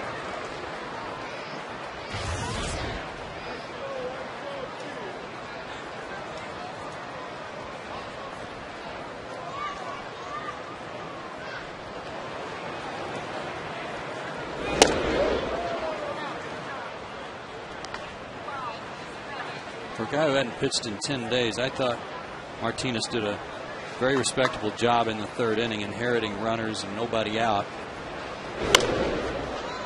A couple of guys scored, but he's been very steady since that double by Getz. I mean, that was a little bloop down the line.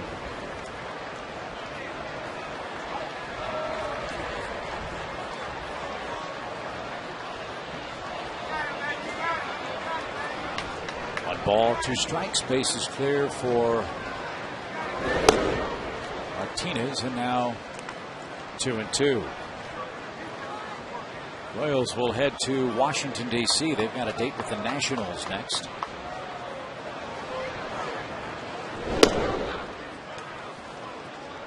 And from 2 strikes to 3 balls and 2 strikes.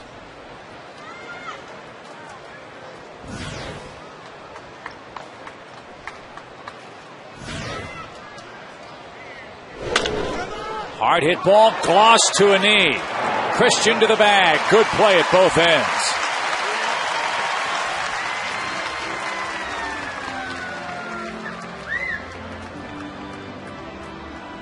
Hot corner supposed to be at 3rd base, but Troy probably would argue that suddenly it's been at 1st base. He's had some smashes hit at him in the last few days. And a nice play here to the backhand.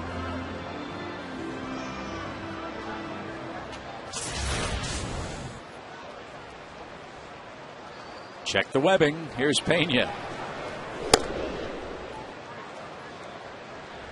Good day for Brian today. He has an RBI single. That came in 2nd. Reached on a force play in the 3rd.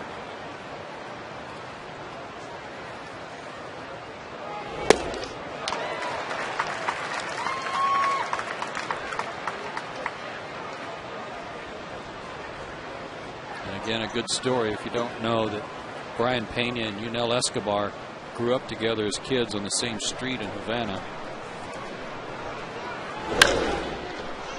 Down the left field line. Long run for Eric Hinsky. Cannot get there. It's in foul territory. 1 ball, 2 strikes.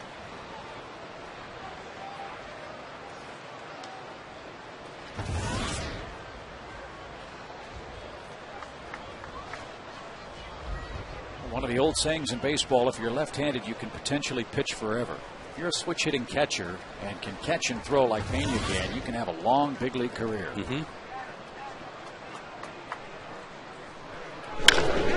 Another chance for Gloss. Got a convenient Sunday hop, and Martinez a 1-2-3 top half of inning number 5. Braves down a run. 5-4 your score on Father's Day Sunday.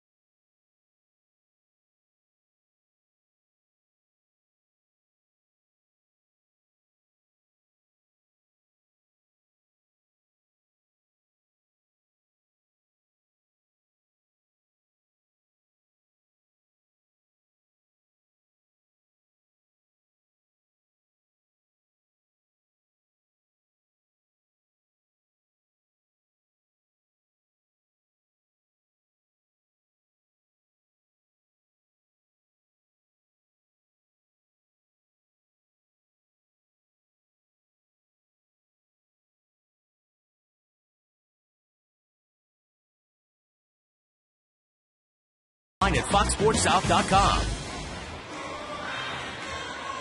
Fifth inning rolls around. Braves down a run, 5-4. Let's revisit our AT&T U-verse trivia question this afternoon.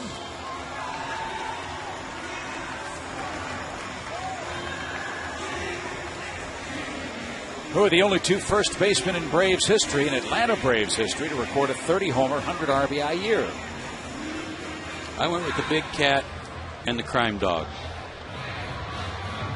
You're seldom wrong. Let's see if you're right. I'm half right. I can't believe Fred McGriff never had a 35 and 100. Man. Orlando Cha-Cha Cepeda. Here's Gloss to start it off. Davies has to get through this inning to qualify for the win. Has to get through with the lead, that is. He sent down 5 in a row. He struck out 4 of the last 5 hitters.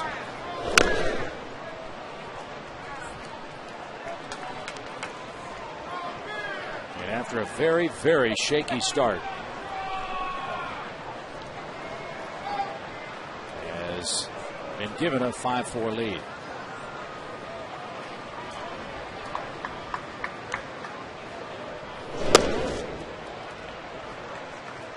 I wouldn't have given you 2 cents for his chances of being out there here in the 5th inning, in the first inning plus.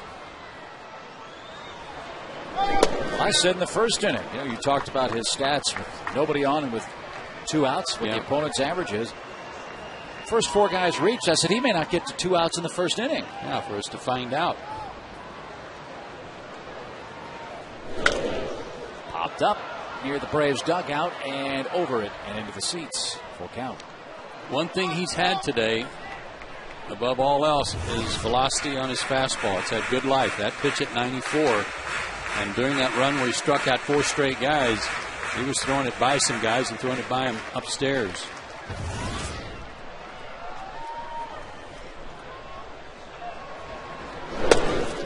That just missed. Davies thought it was a strike. Instead, it's a leadoff walk. And the tying run potentially aboard to start the Braves' 5th. That's his 6th walk. Sherwin-Williams painting the corners. Kyle thought he had painted the corner here, but a little low. Fox track saying it nipped that line. But Dale Scott would beg to differ. Here's Hinsky. Eric 1 for 2. It'll be 1 for 3. Pops up the first pitch. Left side of the infield. Aviles with the glasses on. 1 on, 1 out. Fans, you're cordially invited to the 2010 Braves Diamond Gala Sunday, June 27th at the Lowe's Hotel. It benefits the Braves Foundation. The Diamond Gala is a star-studded night of casino games, entertainment, silent live auctions with Braves players, coaches, and alumni. For tickets or more info, visit Braves.com/gala.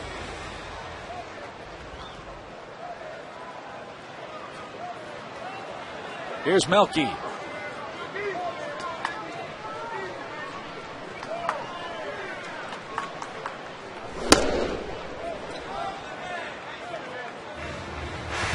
"100 pitches for Davies, 47 balls. He's due up second in the top of the 6th.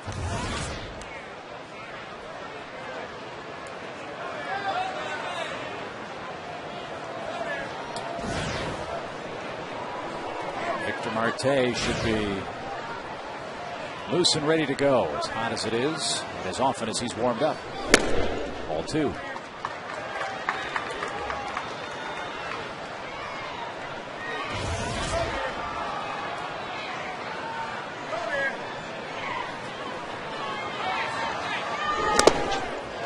Pena can't find it, and Gloss couldn't advance.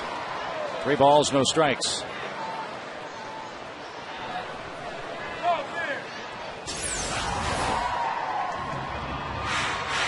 That was just a dart. That wasn't a slider. It was just a fastball down and in. And Davies looks at his hand like it slipped out of his hand a little bit. He may have a little grip problem right now, given the temperature and the lather he's worked up.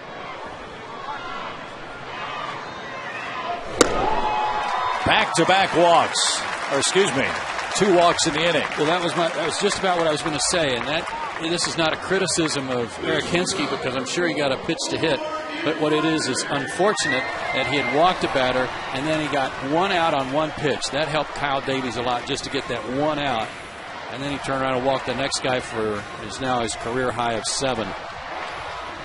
And Ed Yost wanted to nurse him through this 5th inning and is unable to do so. And with the pitcher spot due second, as you mentioned, in the 6th inning, Ed Yost is going to have to burn a couple players with this move. Let's see if the Braves can cash him in. Down a run. We're into the Royals' pen.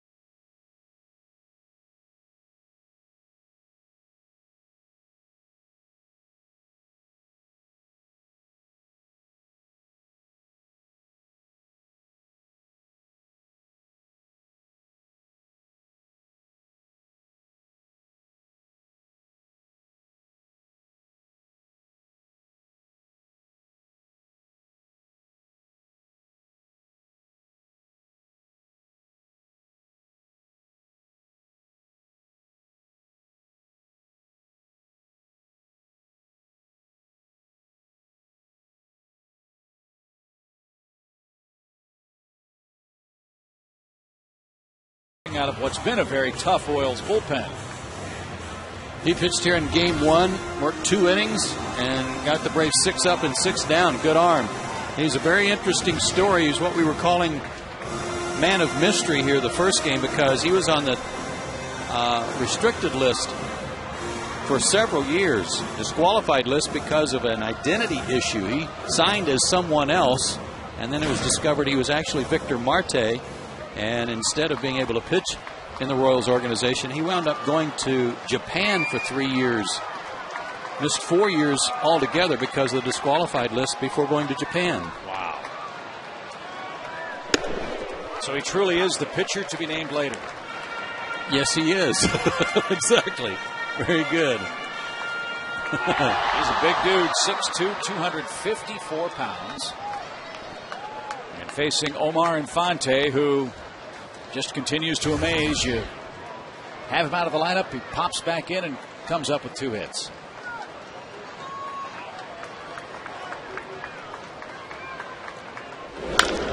Little dribbler, might be 2. High throw from Aviles to Getz. That forces Melky Cabrera. Gloss to third, Infante at first, but now 2 outs for David Ross. Well, Aviles almost got Getz killed. He just threw like a little slow pitch softball underhand high toss to him. That took away any chance at all of thinking about a double play. But Getz had to keep his foot on the bag and risk getting run over by Cabrera.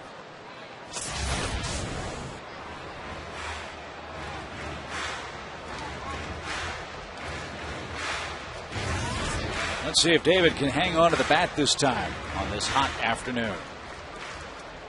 He struck out swinging against Kyle Davies in the 3rd inning and was wincing as he made his way back to the dugout. Tying run at 3rd with 2 outs.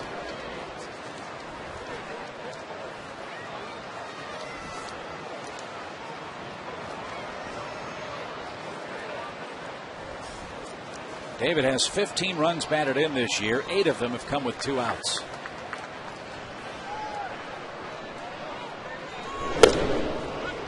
But now has to protect the plate at 0-2.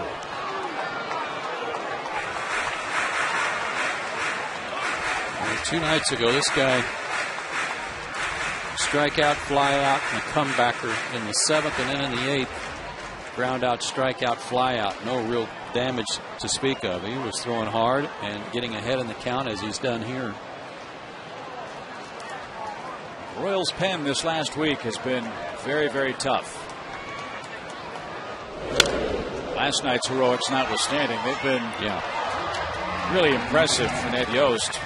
Given up 4 earned runs in their last 29 2/3 innings. Pretty snazzy.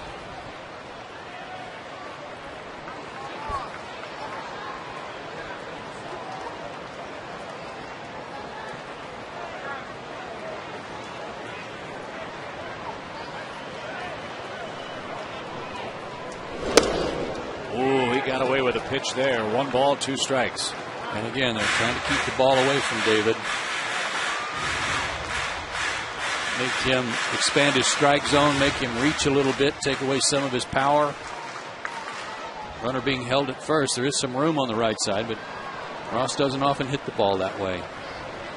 Well, every dad loves a tie on Father's Day. Let's see if David can provide one here. Okay.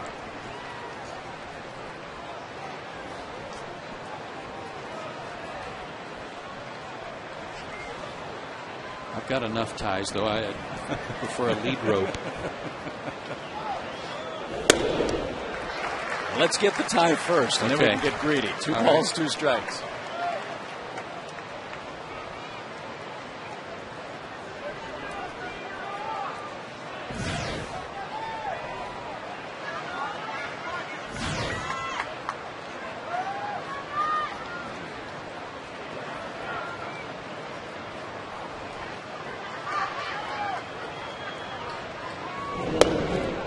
From 0-2 to 3-2.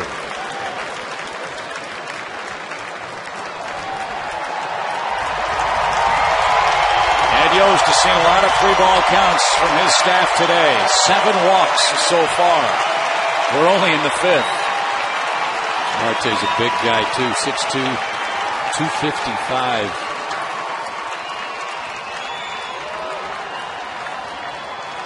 Good at bat for Ross.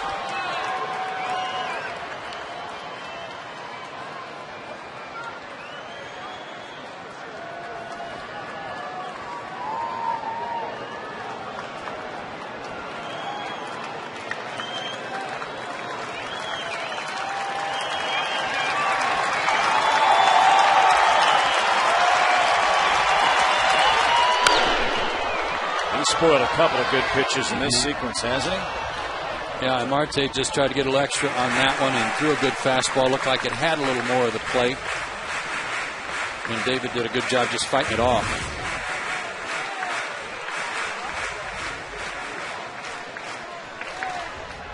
Big guy right there. From the Dominican Republic.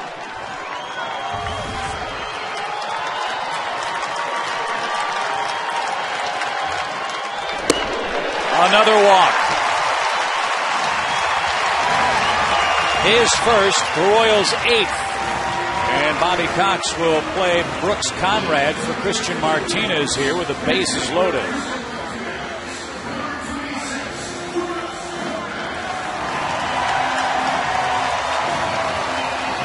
I think the last time Brooks Conrad batted with the bases loaded on a Sunday at home was a little magic. It wasn't a Sunday, it was a Thursday, but it was the same thing. I know what you're talking about.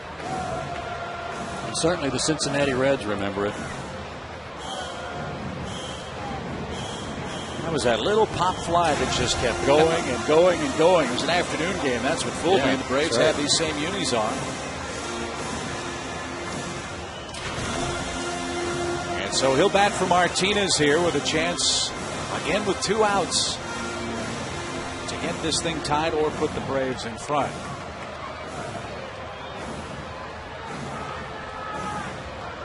Brooks this year has 3 2-out RBIs. Let's get on top of this guy. Don't get under that fastball. You can pop it up. A place to put him. Good start. 1 ball, no strikes.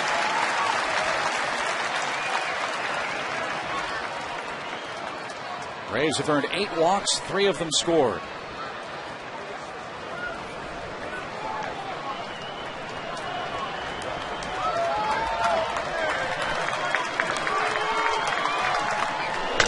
High fly ball to right, but not enough carry to it. Ian is under it, and Marte pitches out of a 5th inning mess.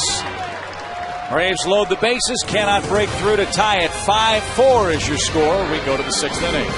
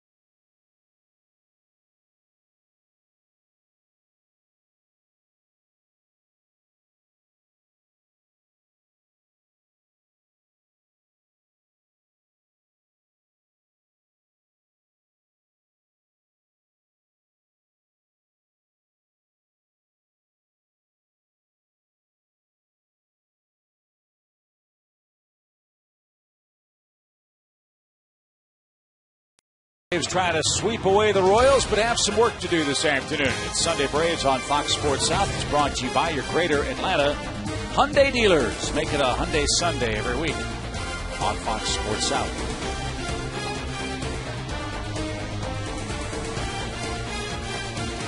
Nice job of relief by Christian Martinez. Bobby Cox makes another AT&T call to the bullpen. It'll be Eric O'Flaherty now, facing the 8-9-1 hitters for the Royals. Eric didn't pitch in the Tampa series, but he's pitched in all 3 games of this series. 2/3 of an inning on Friday night, gave up a hit and a run. And last night gave up 1/3 of an inning, 2 hits. And he didn't give up any runs of his own, but he did give up a run or 2 of Chris Medlin's. Already 35 games now for Eric. This is the 70th of the season. Here's Getz. Good day for Chris. He's 2 for 2 with 2 runs batted in. 1 ball, no strikes.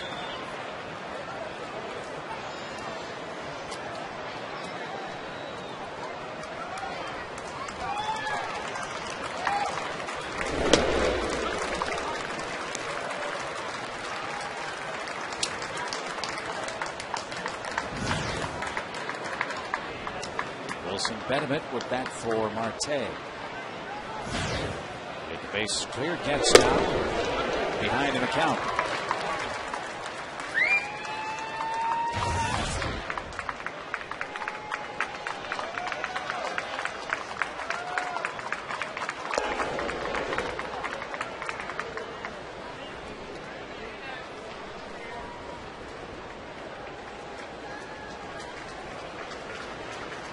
Takashi Saito pitched in a rehab assignment today, his first since going on the disabled list. He's close to being ready to come back.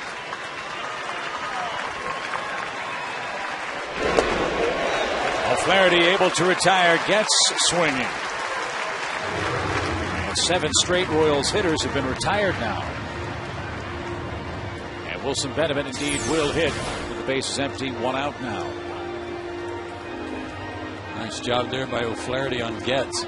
Saito went on the disabled list June 4th after straining a hamstring against the Dodgers, you might remember, early in that long road trip. But he is eligible to come back and worked an inning today for Gwinnett. Worked an inning, gave up a hit, no runs or walks, and struck out 1.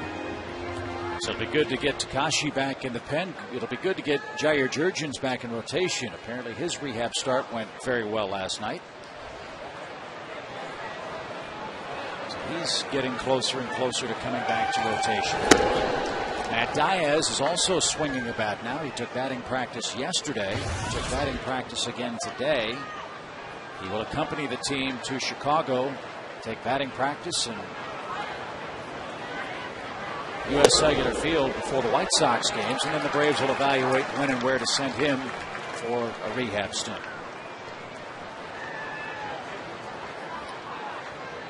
And that's what I think makes this run by the Braves so remarkable. They've not been at full strength yet. Really the last month and a half, when you figure Diaz the time he's missed. Jurgens certainly in rotation.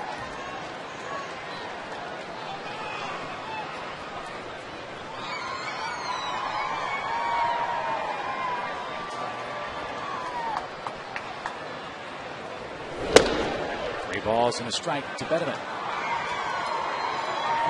Wilson Betterman was hitting some long home runs in batting practice today. Right-handed, he was hitting some balls up into the terrace level in left field.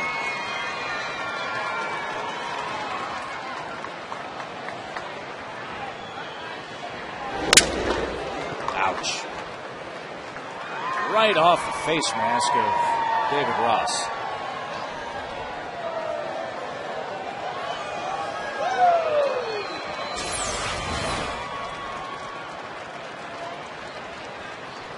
Right in the chin. And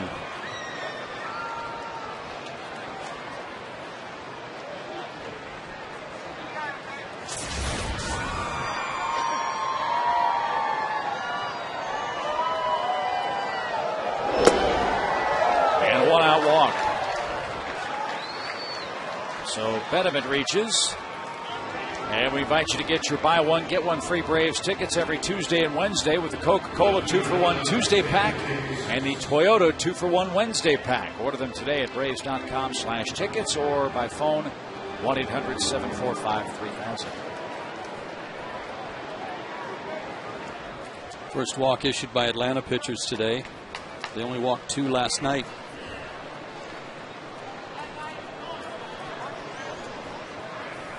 Here's DeJesus. He's doubled in 3 trips. That's hard to defend. He's hit doubles all over the ballpark in this series. One of those Royals hitters who wear number 9. They've been known for their great offensive ability. Hit the ball to all fields. Play anywhere in the outfield. Swing a lot like that quite often.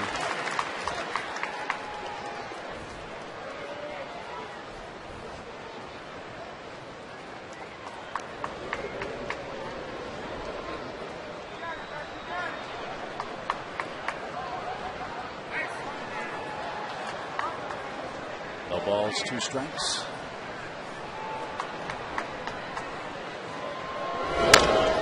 Little chopper. Omar got a good break.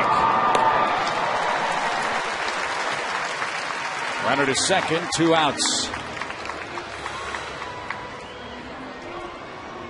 Like Omar had thoughts of going to second, but he had to come in so far, it really would have been too difficult to throw back to second base to get Betterman. Take the easy out.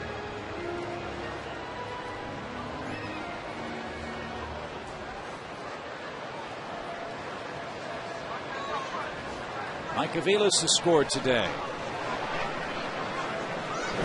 Boy, he's a bundle of energy in that batter's box, isn't he? What's wrong with that one? Pretty good breaking ball there from Mr. O'Flaherty. Had the plate. Nothing wrong with that result, though. And O'Flaherty works the scoreless 6th.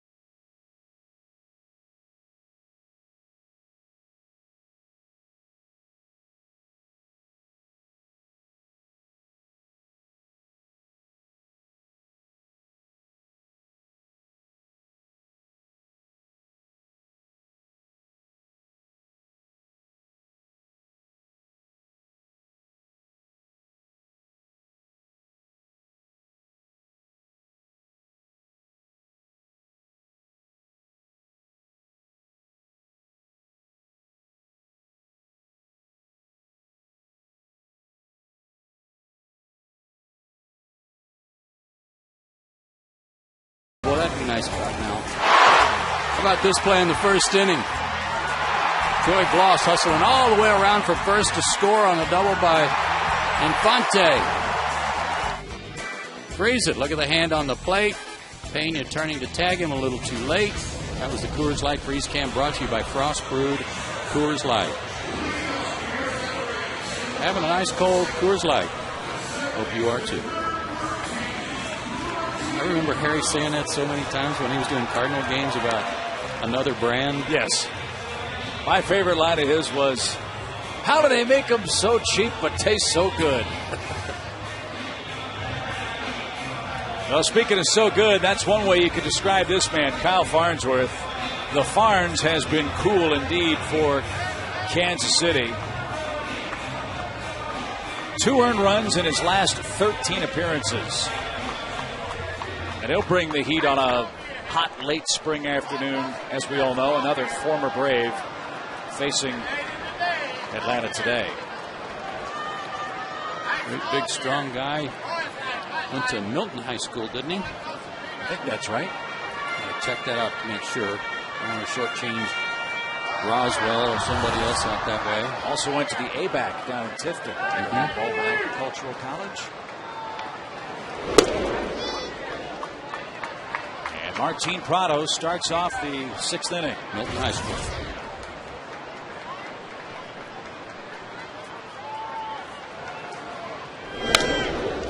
And out of play foul, a ball and a strike.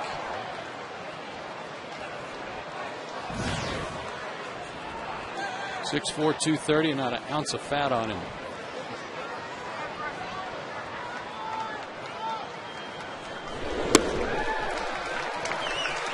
He was a great story with the Cubs. He was a 44th round pick by the Cubs years ago. Tried his hand as a starting pitcher. Never really clicked for him. Went to the pen, and he's had a very long career.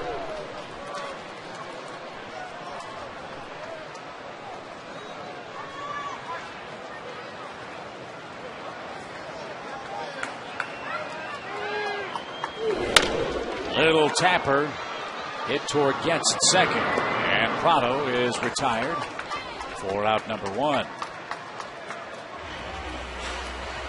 Can't remember which publication it was, but I think Farnsworth has been voted by his peers as the toughest guy in baseball. I remember reading that. I don't remember which publication it was either.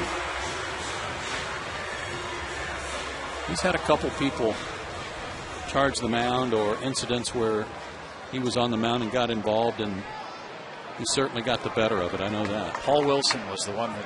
Oh, yeah, from the Reds? Oh boy. I remember that. And the funny thing about that play was Wilson was trying to bunt. Farnsworth pitched up and in, and Wilson took exception to it, took 2 steps out toward the mound and said to himself, "What am I doing?" And as it was described that day, Wilson received the worst of it and was described as having a falcon landing on his nose.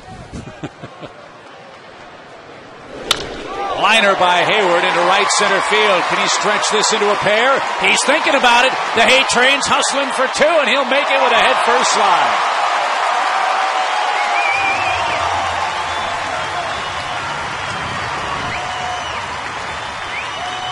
Boy, did you see him accelerate? Big man can run. Fastball at the knees, down, pretty good pitch, and he just raked it right up the middle. And he was out of the box like a jet. He knew he had a chance for it. So there's your tying run potentially. Let's see if Chipper can chase him home. Wow, Chipper's numbers against Farnsworth pretty impressive. 7 for 15, 3 doubles, 2 homers. I think that would be an understatement to say Chipper likes fastballs.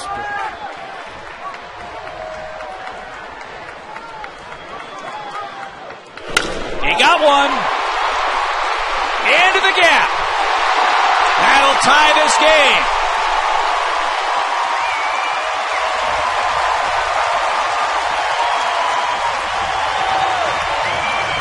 Chipper, Chip, there are some guys, it doesn't matter how big and bad they are, how hard they throw, you are in their head. And for Chipper, he's in Kyle Farnsworth's mind. That's the Coors Light Cold Hard Blast, and it is a run-scoring double to tie this ball game. First pitch. And whatever it was that Chipper figured out left-handed, don't lose it. A 3 RBI day for Chipper Jones. 8 hits in his last 17 at-bats. And now Gloss a chance to chase home Chipper and put the Braves in front. Stayed back, waited. I mean, it's hard to say you wait on a fastball that's over 90 miles an hour, but that's what he did. He kept his hands back and just blew it up.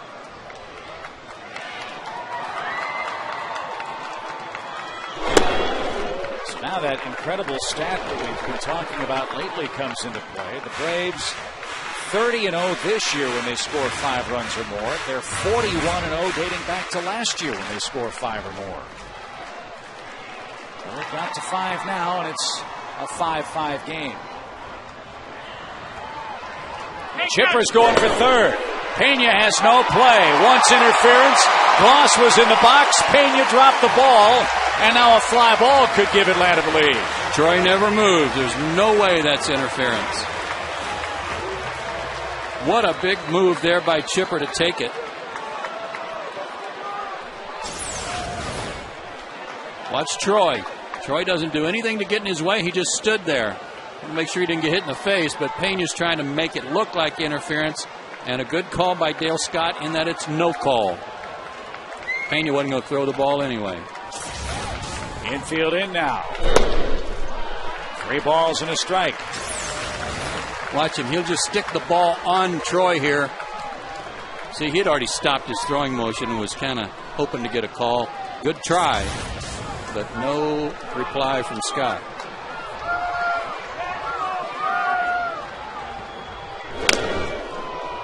Full count. Chipper's 4th stolen base. He's having himself quite a series, quite a day.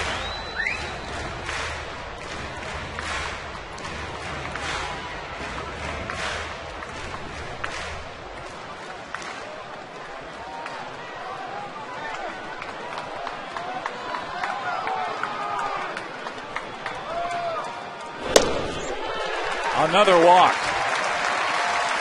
The Royals have walked 9 men in this game. Well, one thing they have done is, since the first inning, none have scored. All 3 walks in the first inning came around to score, but none since.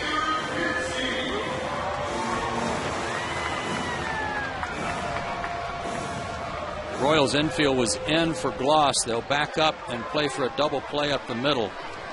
Aviles and Getz.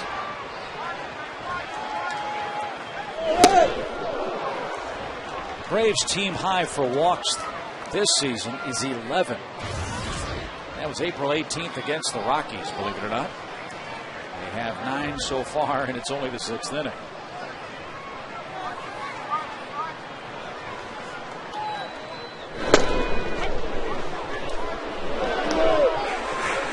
Hinsky's 2 for 5 with a homer off of Kyle Farnsworth, but the 3 outs were all strikeouts, and he's in the hole 0-2. Just need contact here to have a chance to put the go-ahead run in. Fly ball would be outstanding. He couldn't stop himself, and Hinsky is down on strikes. So 2 outs for Melky Cabrera now.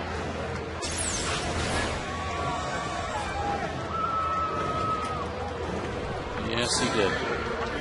Unfortunately.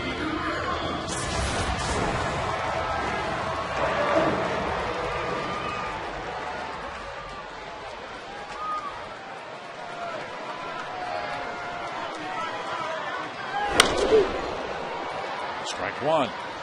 Melky's never faced him before. And a little late on that 93 fastball. Could they have been teammates with the Yankees? Could have been.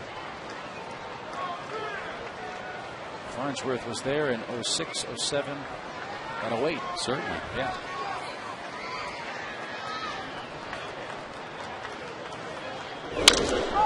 Ground ball to short. And that will retire the side. The Braves, though, cash in back-to-back doubles. Jason Hayward and Chipper Jones with the honors. And after 6, indeed, we do have a Father's Day tie.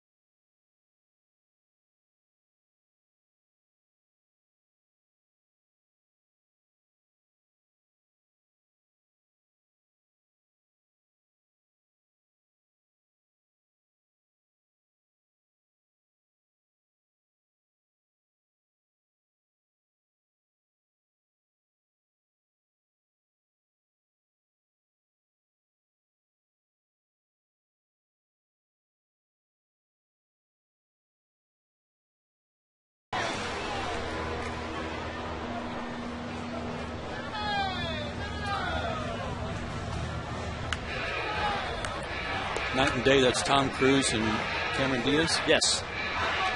She's really cute. I like her. Good actress.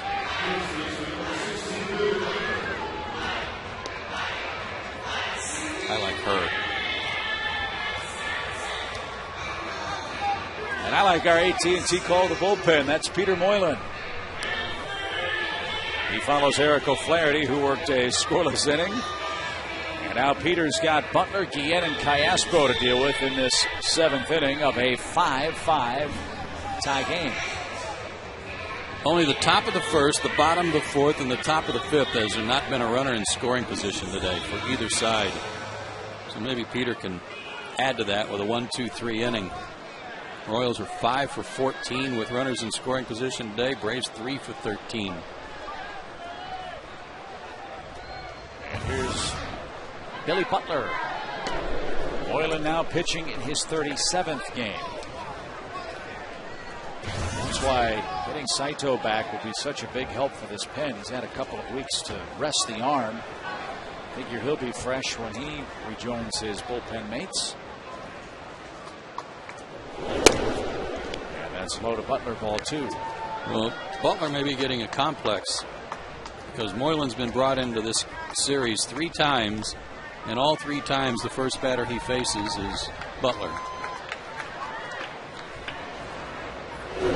It's a very little known stat that Peter is exceedingly good against hitters from Jacksonville, Florida. Yes. At least so far in this series. Yes. 0 for 2. Right. You can't do any better than that, can you? Nope.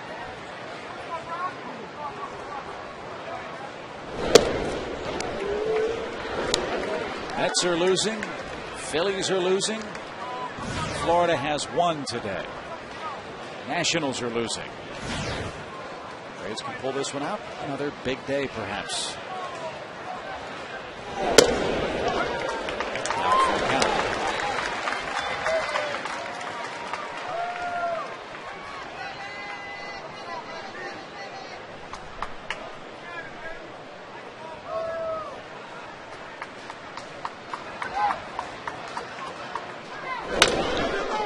Nice rally by Moylan if Prado can make the play. 1 out.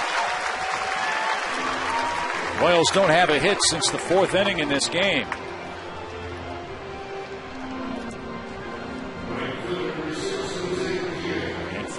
3-0 to 1 out. Here's Guillen. Guillen extends his career-high hitting streak to 15 games today. That came with a third-inning single.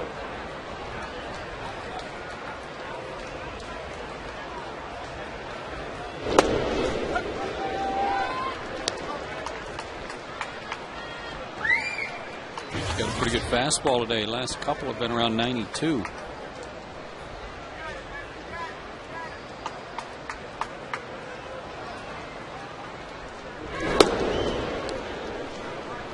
He would like to send his greetings back to his daughter in Australia on this Father's Day. I know they're thinking of him.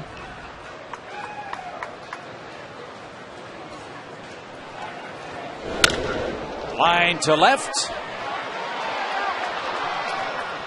And Guillen has a 2-hit day. Eric got a bit of a late start on that. It was a big swing, and then it was hit off the end of the bat, so it looked like it was hit a lot better than it was. And especially with Guillen hitting, you got to respect that.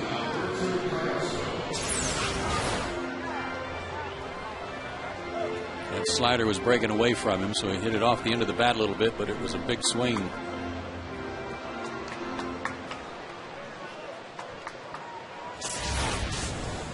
Callaspo bats now with a man aboard.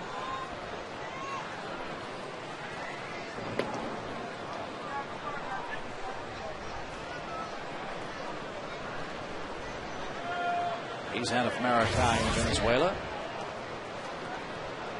How old is he? He just turned 27 in April. So he and Martin about the same age, and again, just a terrific crop of players from that city. Martin will be 27 in October.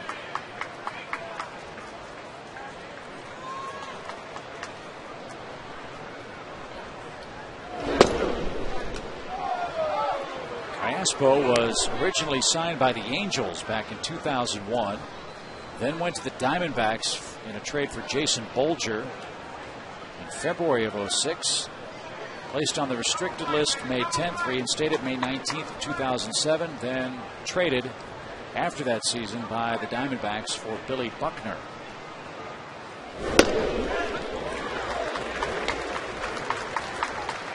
No, not that Billy Buckner. This was a right-handed pitcher, Billy Buckner. From Conyers, who's now with Detroit.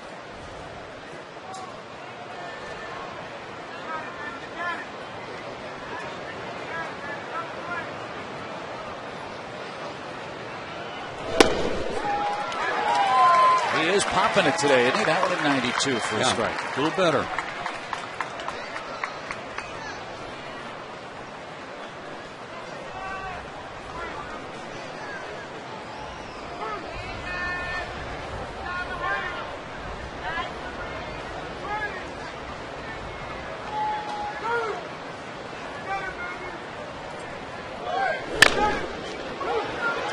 Chipper Jones at third. There's one.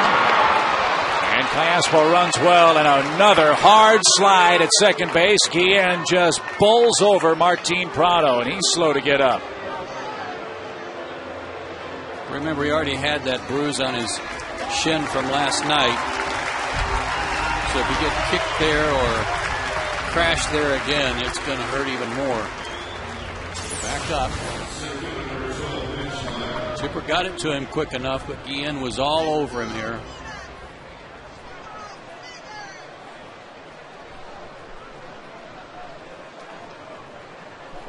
Looked like he missed the legs.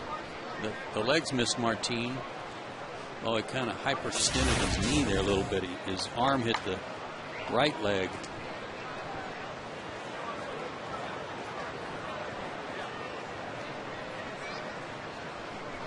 Played hurt the last 6 weeks of last season with various leg injuries, but never came out of the lineup.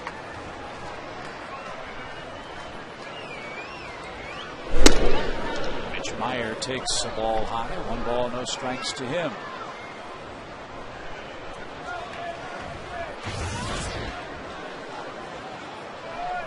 Final day of spring 2010 on Father's Day in Atlanta.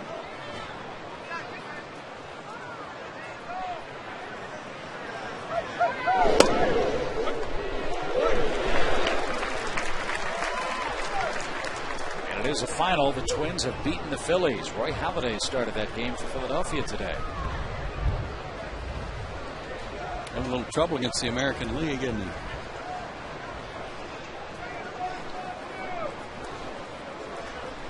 One ball, one strike.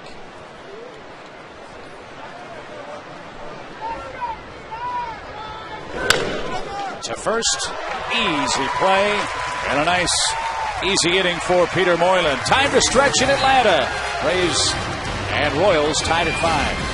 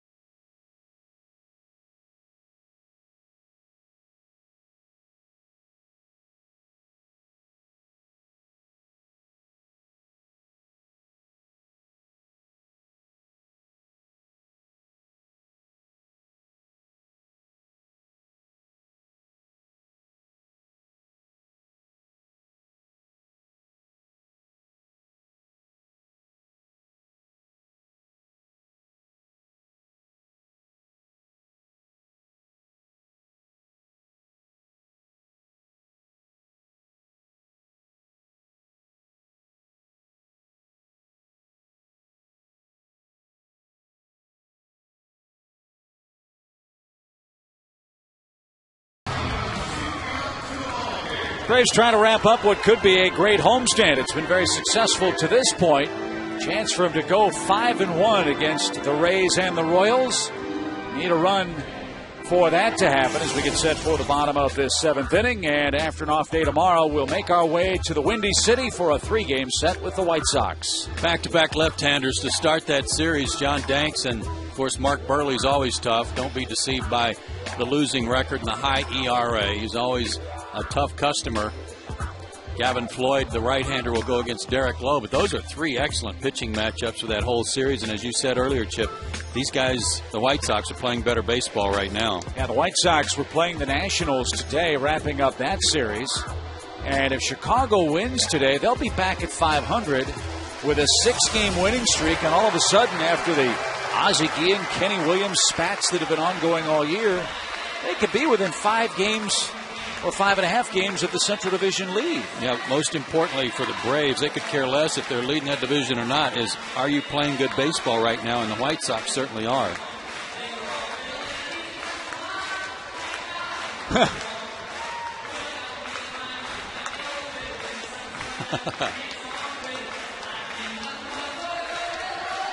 There'll be a lot of people voting for that. Yes. So Kyle Farnsworth will remain in the game for Kansas City. He'll have the lower third of the Braves order up here in this 7th inning. Had the Southern rock band Driving and Crying. Do God Bless America. Well done.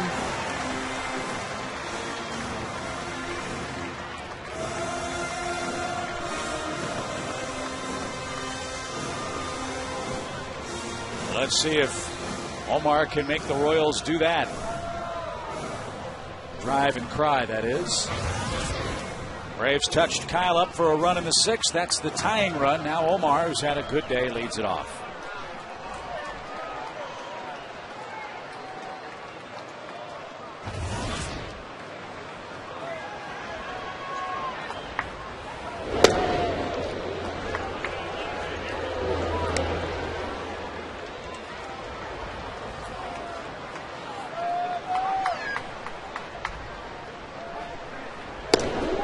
Farnsworth's one of those guys that makes it look like it's so easy to throw the ball hard. He's got a pretty nice, simple delivery. I know he's a big and strong guy, but boy, the ball just comes out of his hand so nice. Good arm action. And yet the Braves touched him up for those back-to-back doubles to tie the game up.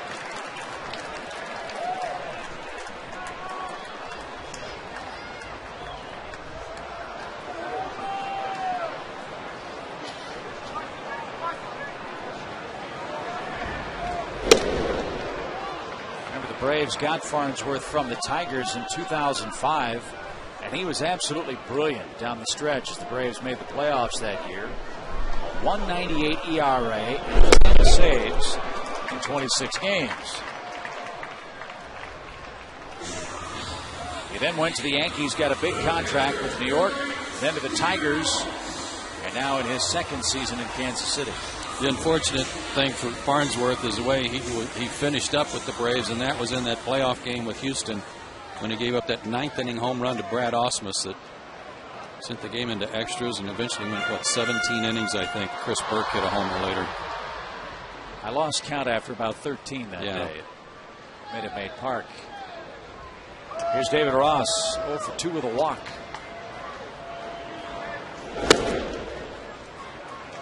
Pitcher spot due third for Kansas City in the 8th inning, so you figure this will be Kyle's last frame. And Gregor Blanco in the on-deck circle would bat for Moylan. So Ned Yost and Bobby Cox working the lineup cards here in the late innings.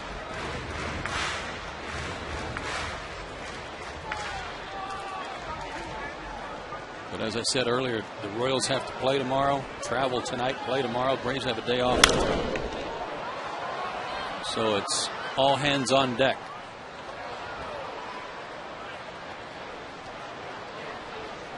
Farnsworth doing a lot of bending over at the waist. I don't know if his back's tight, if he's stretching his hamstring, but he's done a lot of not touching his toes, but bending over at the waist to stretch something this inning.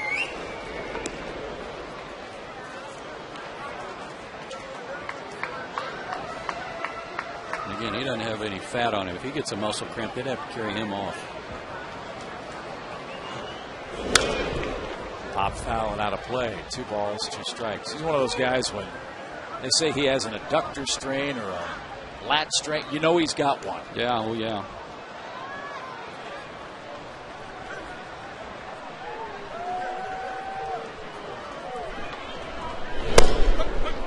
And a beautiful pitch retires Ross. Kyle has his 3rd strikeout and 2 in a row, and it will be Gregor Blanco. Farnsworth does a nice job. He has a high leg kick, kind of collects himself right at the top right there before he drives to the plate. But long arms and a good arm action, and really finishes his pitches well. He really drives to the plate. I think that's part of what makes him very successful is he uses his lower half so well. Here's Gregor.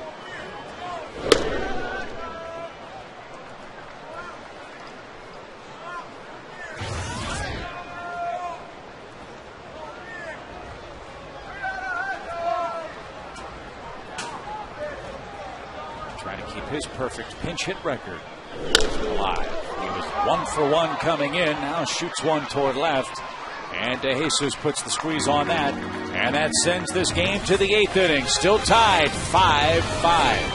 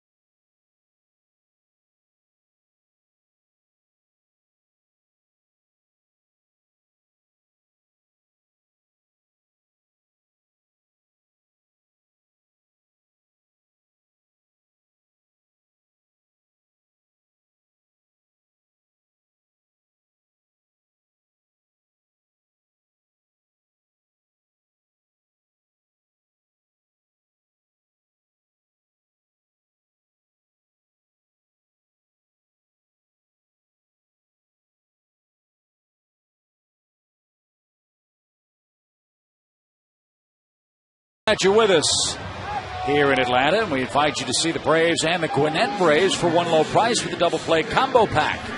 Choose any Atlanta Braves home game and you'll get a voucher good for a field box ticket to see the Stars of tomorrow in Gwinnett. To order, visit braves.com/tickets. Lower third up for Kansas City, and Bobby Cox makes another AT&T call to the bullpen. Another power arm at Bobby's disposal here against Kansas City. And that is Craig Kimbrell. This is only his second appearance in the homestand. He did pitch against Tampa Bay on Tuesday and worked 2 solid innings. No hits, runs, or walks. Struck out 3. He's well rested.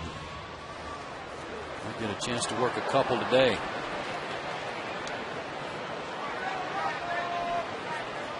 Brian Pena, Chris Getz, and then we'll see for Kansas City.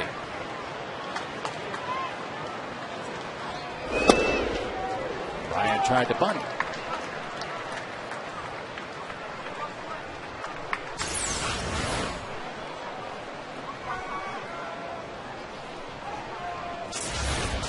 Did jab at it.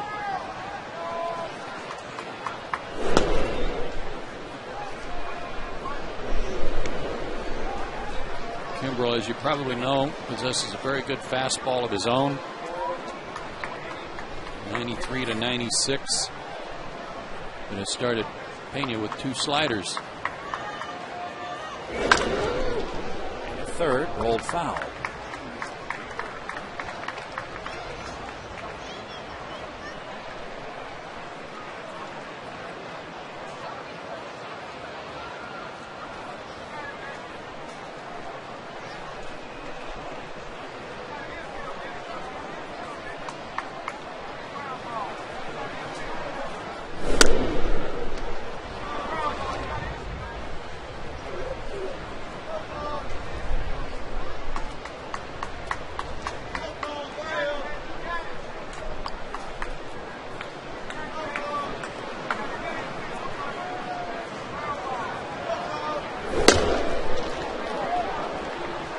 Now a full count. Braves have issued only 1 walk in this game. The Royals have walked 9 men. Don't want to put Pena on. That's exactly what happened. Leadoff walk in the 8th. Tried to aim that one, and I just noticed too after he threw a couple of fastballs, Chip, that you know, it's posted in every ballpark nowadays how hard a guy's throwing, and sometimes, especially for a young guy, it's hard to resist kind of taking a peek to see how hard you threw that one. And if you're a guy like Kimbrell, you don't want to fall victim to worrying more about that than you are about making a good pitch. Getz has had a good day. Shows bunt. Tipped. Snap throw. High throw and gloss. 6-5, able to save a throwing error.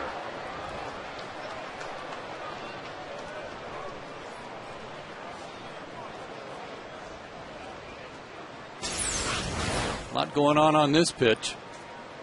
Bunted right through it, and he did have an open lane to throw on, but I'm not sure if even a good throw would have gotten him.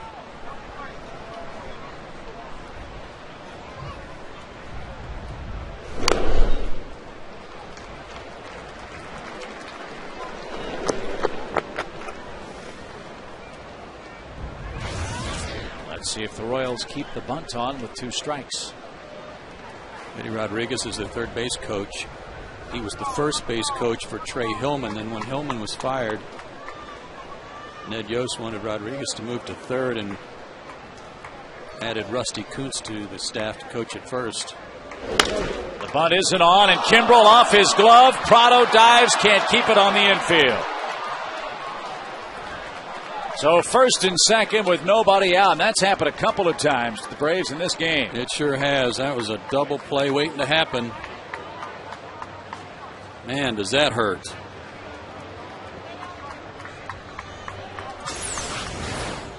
He can let it go, it'll be a double play. He can field it, it'll be a double play.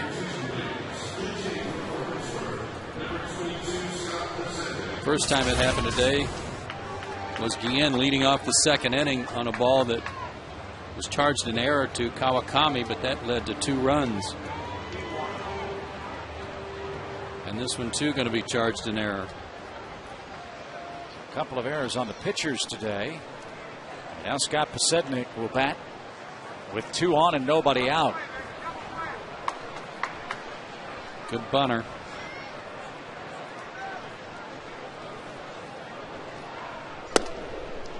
Ball 1.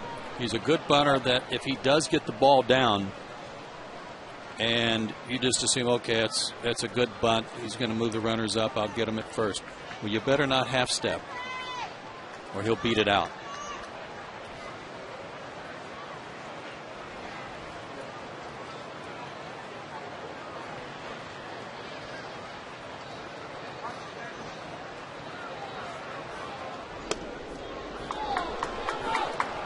Ball 2.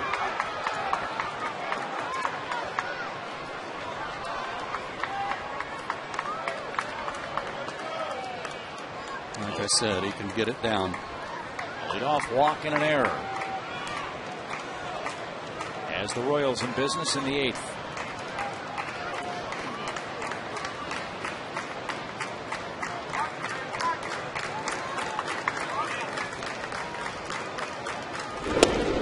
And that one off the glove of Ross, and no chance for David to prevent Pena and Getz from moving into scoring position. And now with a 3-0 count, Posednik can do whatever he wants. And Roger McDowell has the bullpen busy again.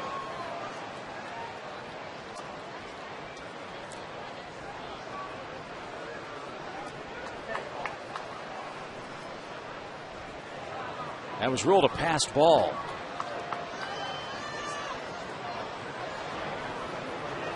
They green light him. Infield in now. Bases are loaded. Nobody out. We need to show that replay because they charged David Ross with a pass ball here on a ball that was causing Posednik to jackknife out of the way. That should be changed to a wild pitch.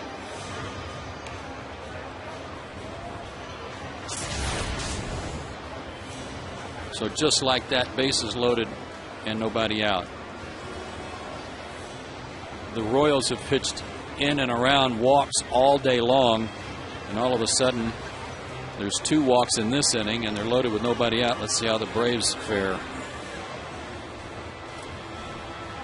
This is a game that looked like the Braves were going to have a good time with after the first inning. Remember, Kenshin Kawakami was handed a 4-run advantage. But Kenshin lasted just 2+ innings, allowing 5 runs on 6 hits. And so the Braves have had to go into their bullpen early and often today. And this guy's a contact hitter. He's already among the league leaders in hitting. Avila's hitting .315 coming in. Butler behind him. This guy only has 35 strikeouts and 258 at bats. And add one more to that. He struck out in the first inning today, but he is a contact hitter.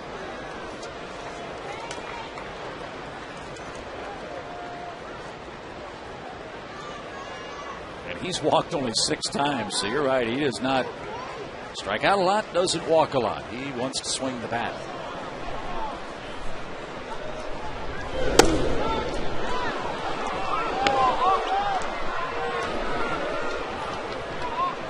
One ball, 1 strike.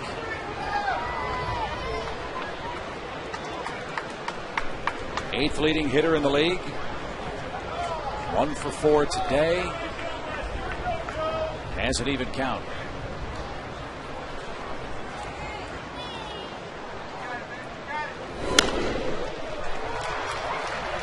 1-2. Got that one by him.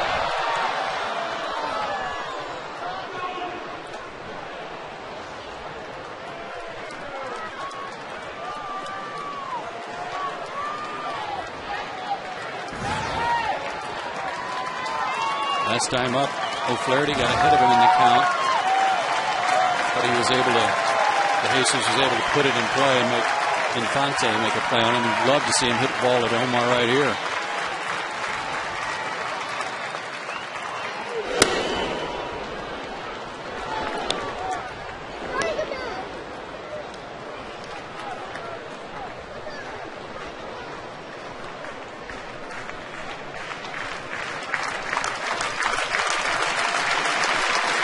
pitch right here. Don't want to go 3-2 and have to throw a strike.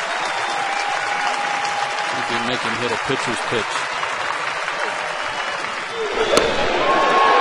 Backdoored it. 1 out.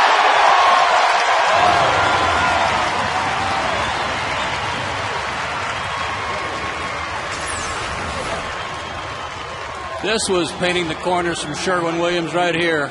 Backdoor slider. Dale Scott set up on that inside corner of the catcher, and the inside corner of the catcher's shoulder, I should say, and gave a good call there on that outside pitch. And it's Mike Aviles that's only walked 6 times in 149 at bats. So another contact guy up for KC. All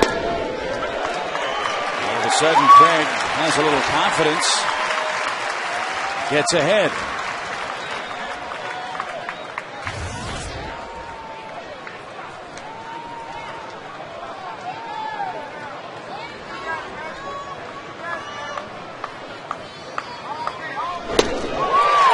He almost fell down.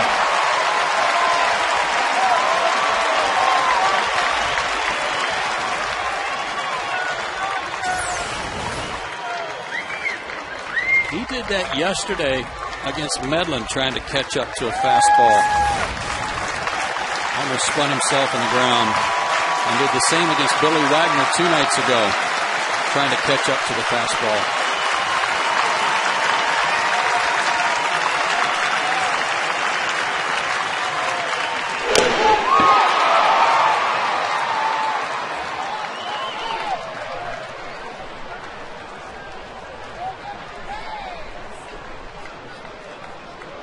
Don't have to throw him a strike, but at the same time you call that slider and try to run it away from him.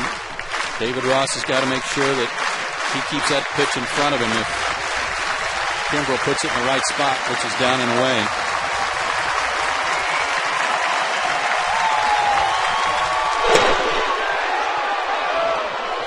.97, that was his best fastball. That was Ross crossed up. Wants to make sure he and Kimbrel know what's called for on a 1-2 count.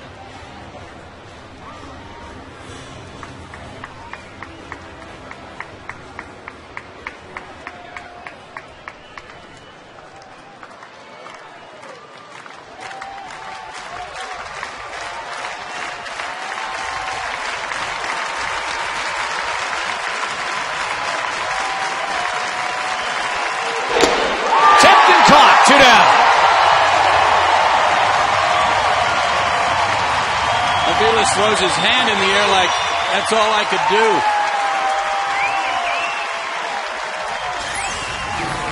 97. Went right after him. That big swing too slow to catch up. Not out of the woods yet by any means with this guy up there.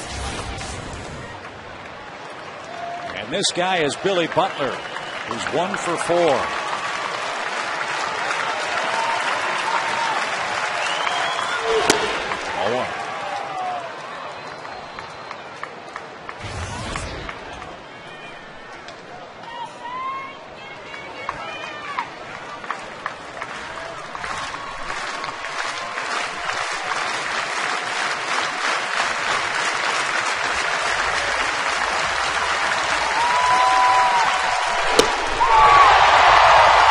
Chip, it's almost like it took a little bit for Kimbrel to get his bearings. I mentioned that he pitched Tuesday against Tampa Bay. It's been 5 days since he's pitched, and that's the only outing, the one on the 15th, that he'd pitched in since the 7th of June. So he hadn't been out there much. Just the second time in the last 13 days.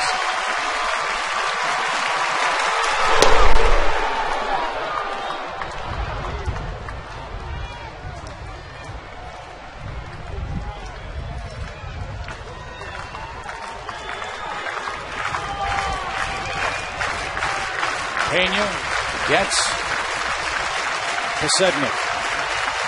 2 outs. Tie game. 2-1 count. Popped him up. This is unbelievable. Bases loaded. Nobody out.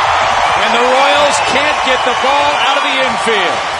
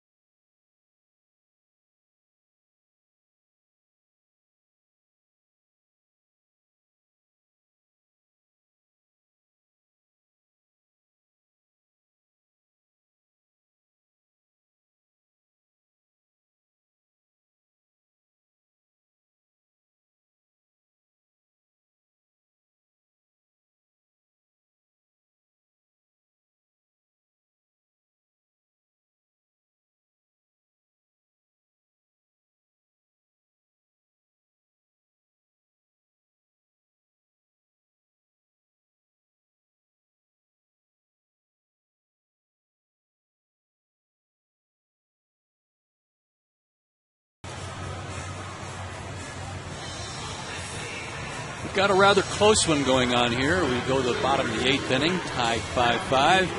Here's our Toyota Tacoma plays of the game here in the 8th inning. Rick Kimbrell loaded up the bases and he's got a couple of strikeouts, and then against their number 3 hitter and one of the top 5 hitters in the American League, Billy Butler, he got him to pop up and get out of the bases loaded, no out jam. Maybe that'll get the offense going against yet another new pitcher. And it's another flamethrower. It's Blake Wood, who was dazzling in the game last night. Had to face the top of the order in the 8th inning. Gave up a leadoff double to Martin Prado. Then got Hayward, struck out Chipper, and got McCann to line out.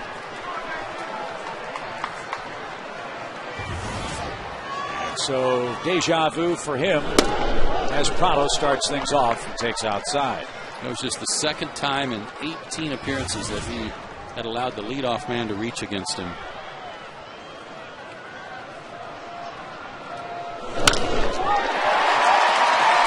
That's the third.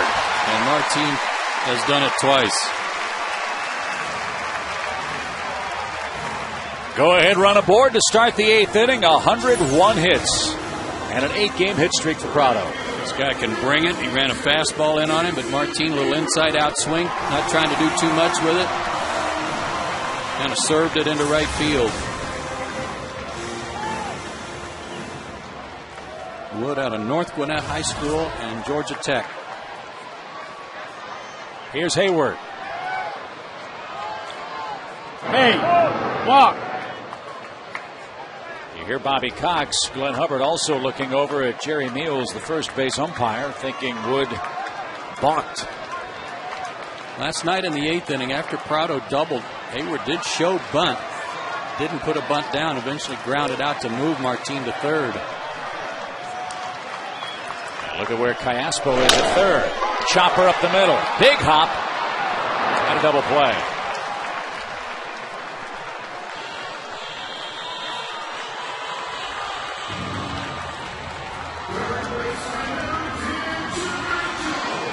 Here's Chipper. Had to be one of the biggest thrills of his career last night with Prado at third and 1 out. And Wood struck out Chipper Jones, a guy you know he's watched play since he was a kid. And it was a breaking pitch of some sort. I'm guessing a slider? Yeah, it was kind of a small, short slider. But Chipper froze on it and took it for a called third. So we'll see what he gets in his second matchup with Wood in this series. So far, not much. Ball 2.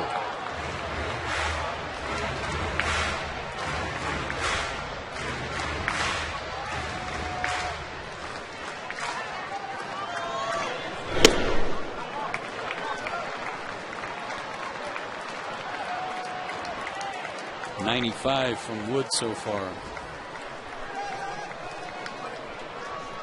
And there are a lot of guys throwing some serious gas out of bullpens. That's the 10th walk earned by the Braves in this game. And Troy Gloss, last night's hitting hero, bats with a man aboard in the bottom of the 8th. It was in the 9th last night that Troy ended the ball game off of Robinson Tejeda. Nice easy short swing on a 1-2 count. And the celebration was on. Tejeda didn't even know the game was over. He kind of walked off the back of the mound. Forgot what inning it was.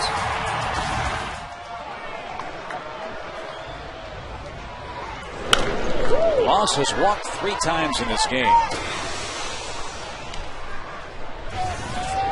Braves got 3 first-inning free passes. All 3 of them scored.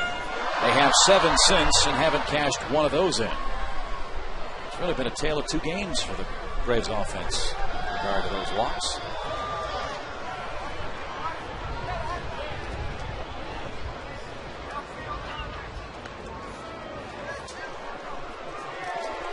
One thing that maybe the Braves bench saw, alerted Jerry Meals to, is that you can't just spin on that front foot and throw to first if you're a right-handed pitcher. You actually have to step. And Wood is very close to just spinning.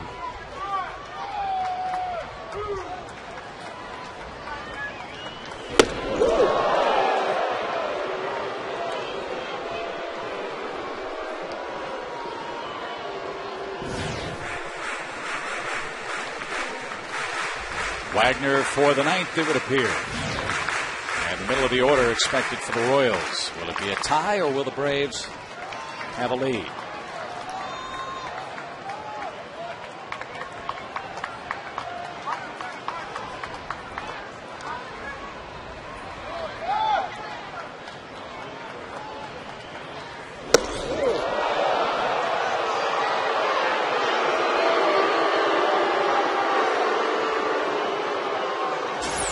That one was close because it was up and just missed the point of his elbow.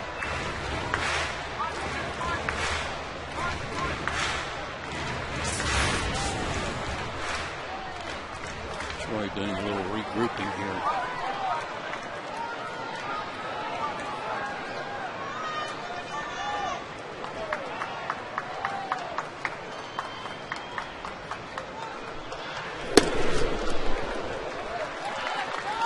Three balls and a strike. Good thing for Chipper here is with 2 outs, no matter where he hits the ball, you can take off with the crack of the bat. So if he does find a gap or hit one down the line, he doesn't have to wait to see if it drops.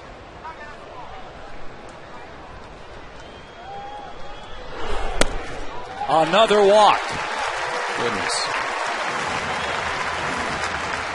That ties the Braves season high 11.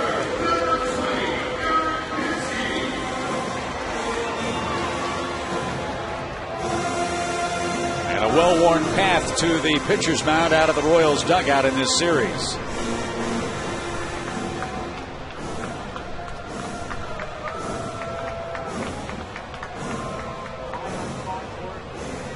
Eric Hinske would love to come through here. He has a base hit today, but he's struck out a couple of times, once with runners aboard in the first for the first out of the first inning, and then in the 6th inning he had Chipper on base in front of him as well as Gloss, and he was unable to make contact. So he's due for an RBI today.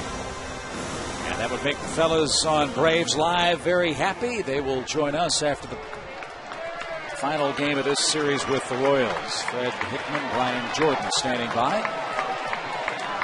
2 on, 2 out for Hinske.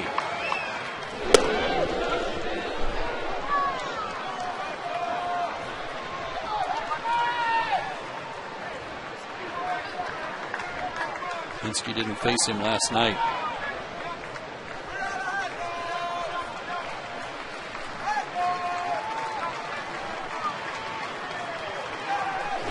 Liner right center field. That'll put the Braves in front. Chipper scores. Gloss chugging around third. He's going to get waved. Relay won't be made.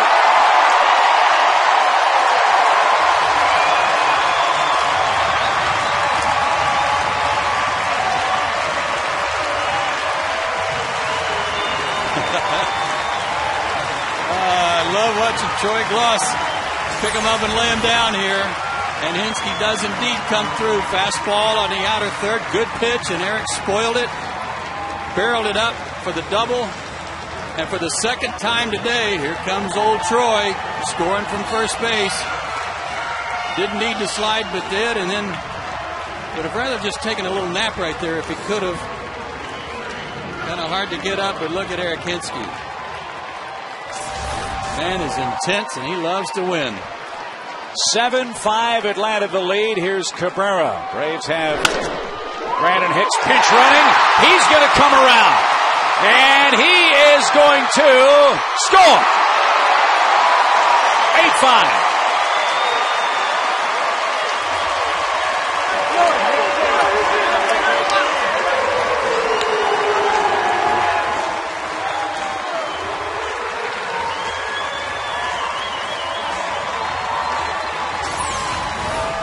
And Melky Cabrera comes through again. One of the other guys we highlighted before the game started and how well he's swinging the bat. Brandon Hicks, good thing he was loose because he was tested right away.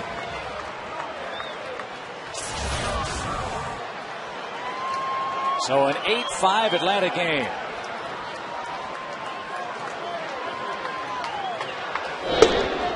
The Yankees have beaten the Mets. The Twins have beaten the Phillies. The White Sox have beaten the Nationals. Josh Johnson beat Tampa Bay today. Finally, first time since the first inning that some of those walks came home to roost. The oddity, it came with 2 outs. Fly ball to center. And it's time for Billy Wagner going to the 9th inning. Braves get 3 runs on 3 hits.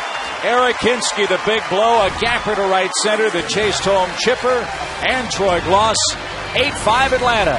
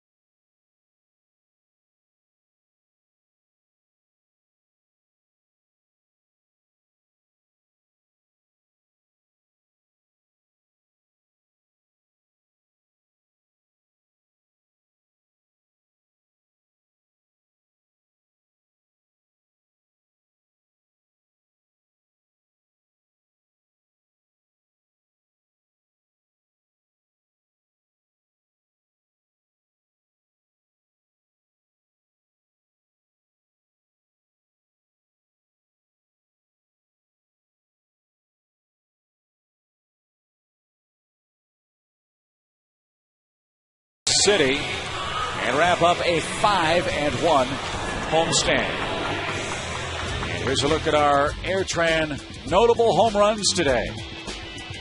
And a big one, the Braves, from the Braves standpoint, Mark Teixeira with a grand slam in the first inning against the Mets. And Johan Santana, and the Yankees made that stand up for CC Sabathia.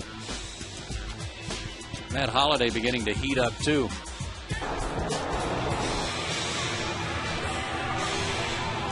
And Bobby Cox goes out to the field and is going to take out Troy Gloss.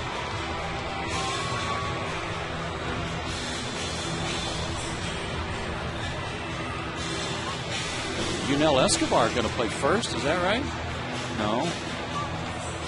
I'll bet Prado's going to play first, and Hicks will move over and play second. Right.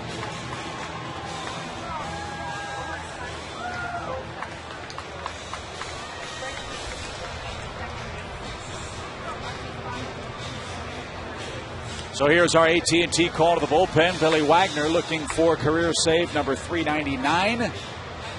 And he'll have the middle of the Royals order to deal with in this his 30th appearance of the season. So a new look on the Atlanta infield. Chipper at third, Escobar at short, Hicks at second, Martin Prado to play first. Billy was really throwing hard last night. But again, this will be his third straight game, or his fourth straight game. And Omar's game at Tampa Bay and all three of the Kansas City games. Joe Omar Infante also in the game. He's in left. So Wagner to face Guillen. Powder River, strike one.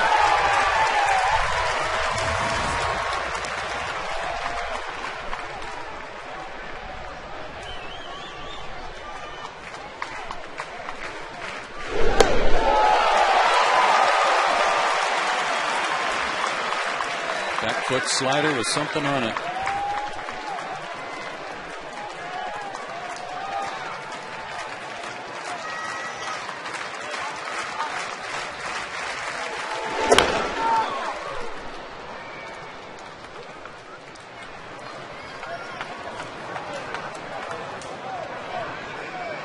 No balls, 2 strikes.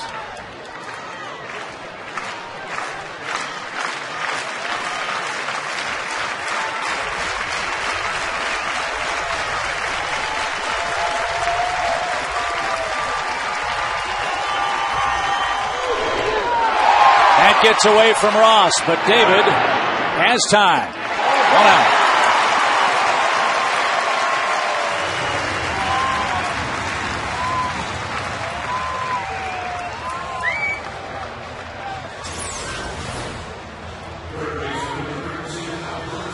Tracks, another slider down, got under David's glove, but he didn't panic.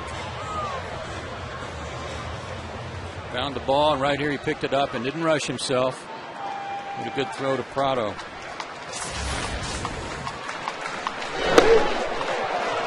Strike one to Callaspo.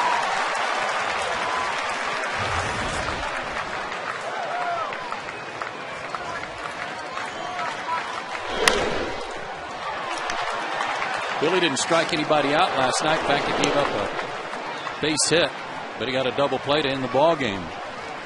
The night before against the Royals, gave up a walk but struck out 2.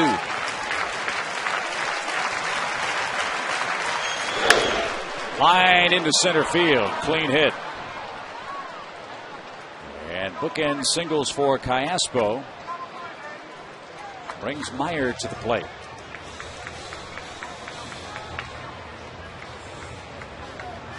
This would be save number 399 for Wagner if he can just nail it down.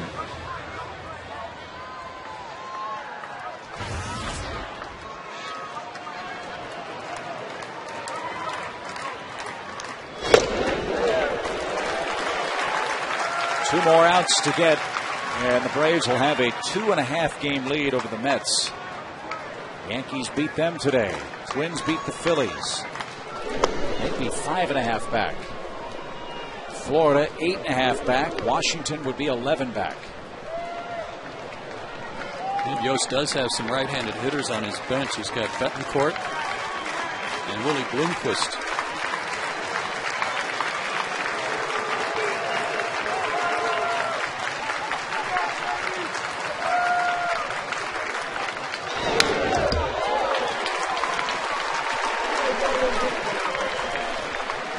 Also got Jason Kendall over there too, if he wants to use him.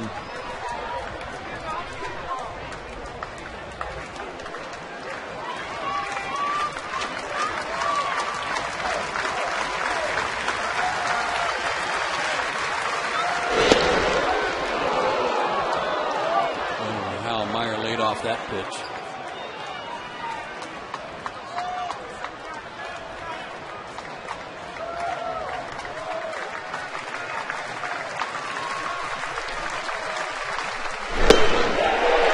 No chance. 2 outs. Meyer thought it was outside. It's because he didn't see it. He walks off shaking his head. He might have heard it. 97 right at the glove. David Ross set up the glove right on the corner, and that crossfire fastball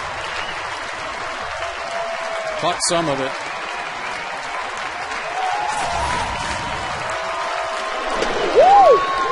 Brian Pena, the batter.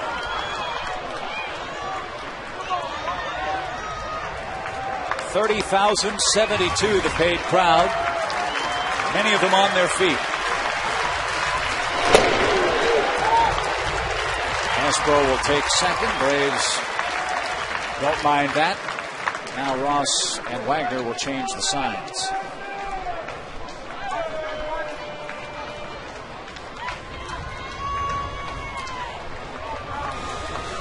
Last time Billy Wagner was in 4 straight games was early in the season in 2008, April 16th through the 19th.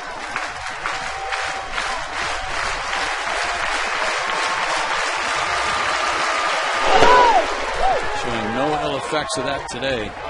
He's bringing it. And remember, a day off tomorrow. Trying to finish off a run for the Braves bullpen today. 7 innings of 5 hit, and to this point, no run baseball.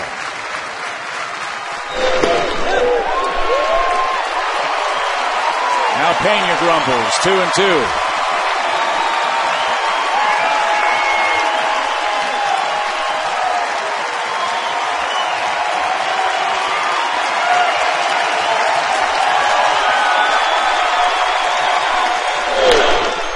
To third. Chipper's got it. Prado scoops it, and the Braves win.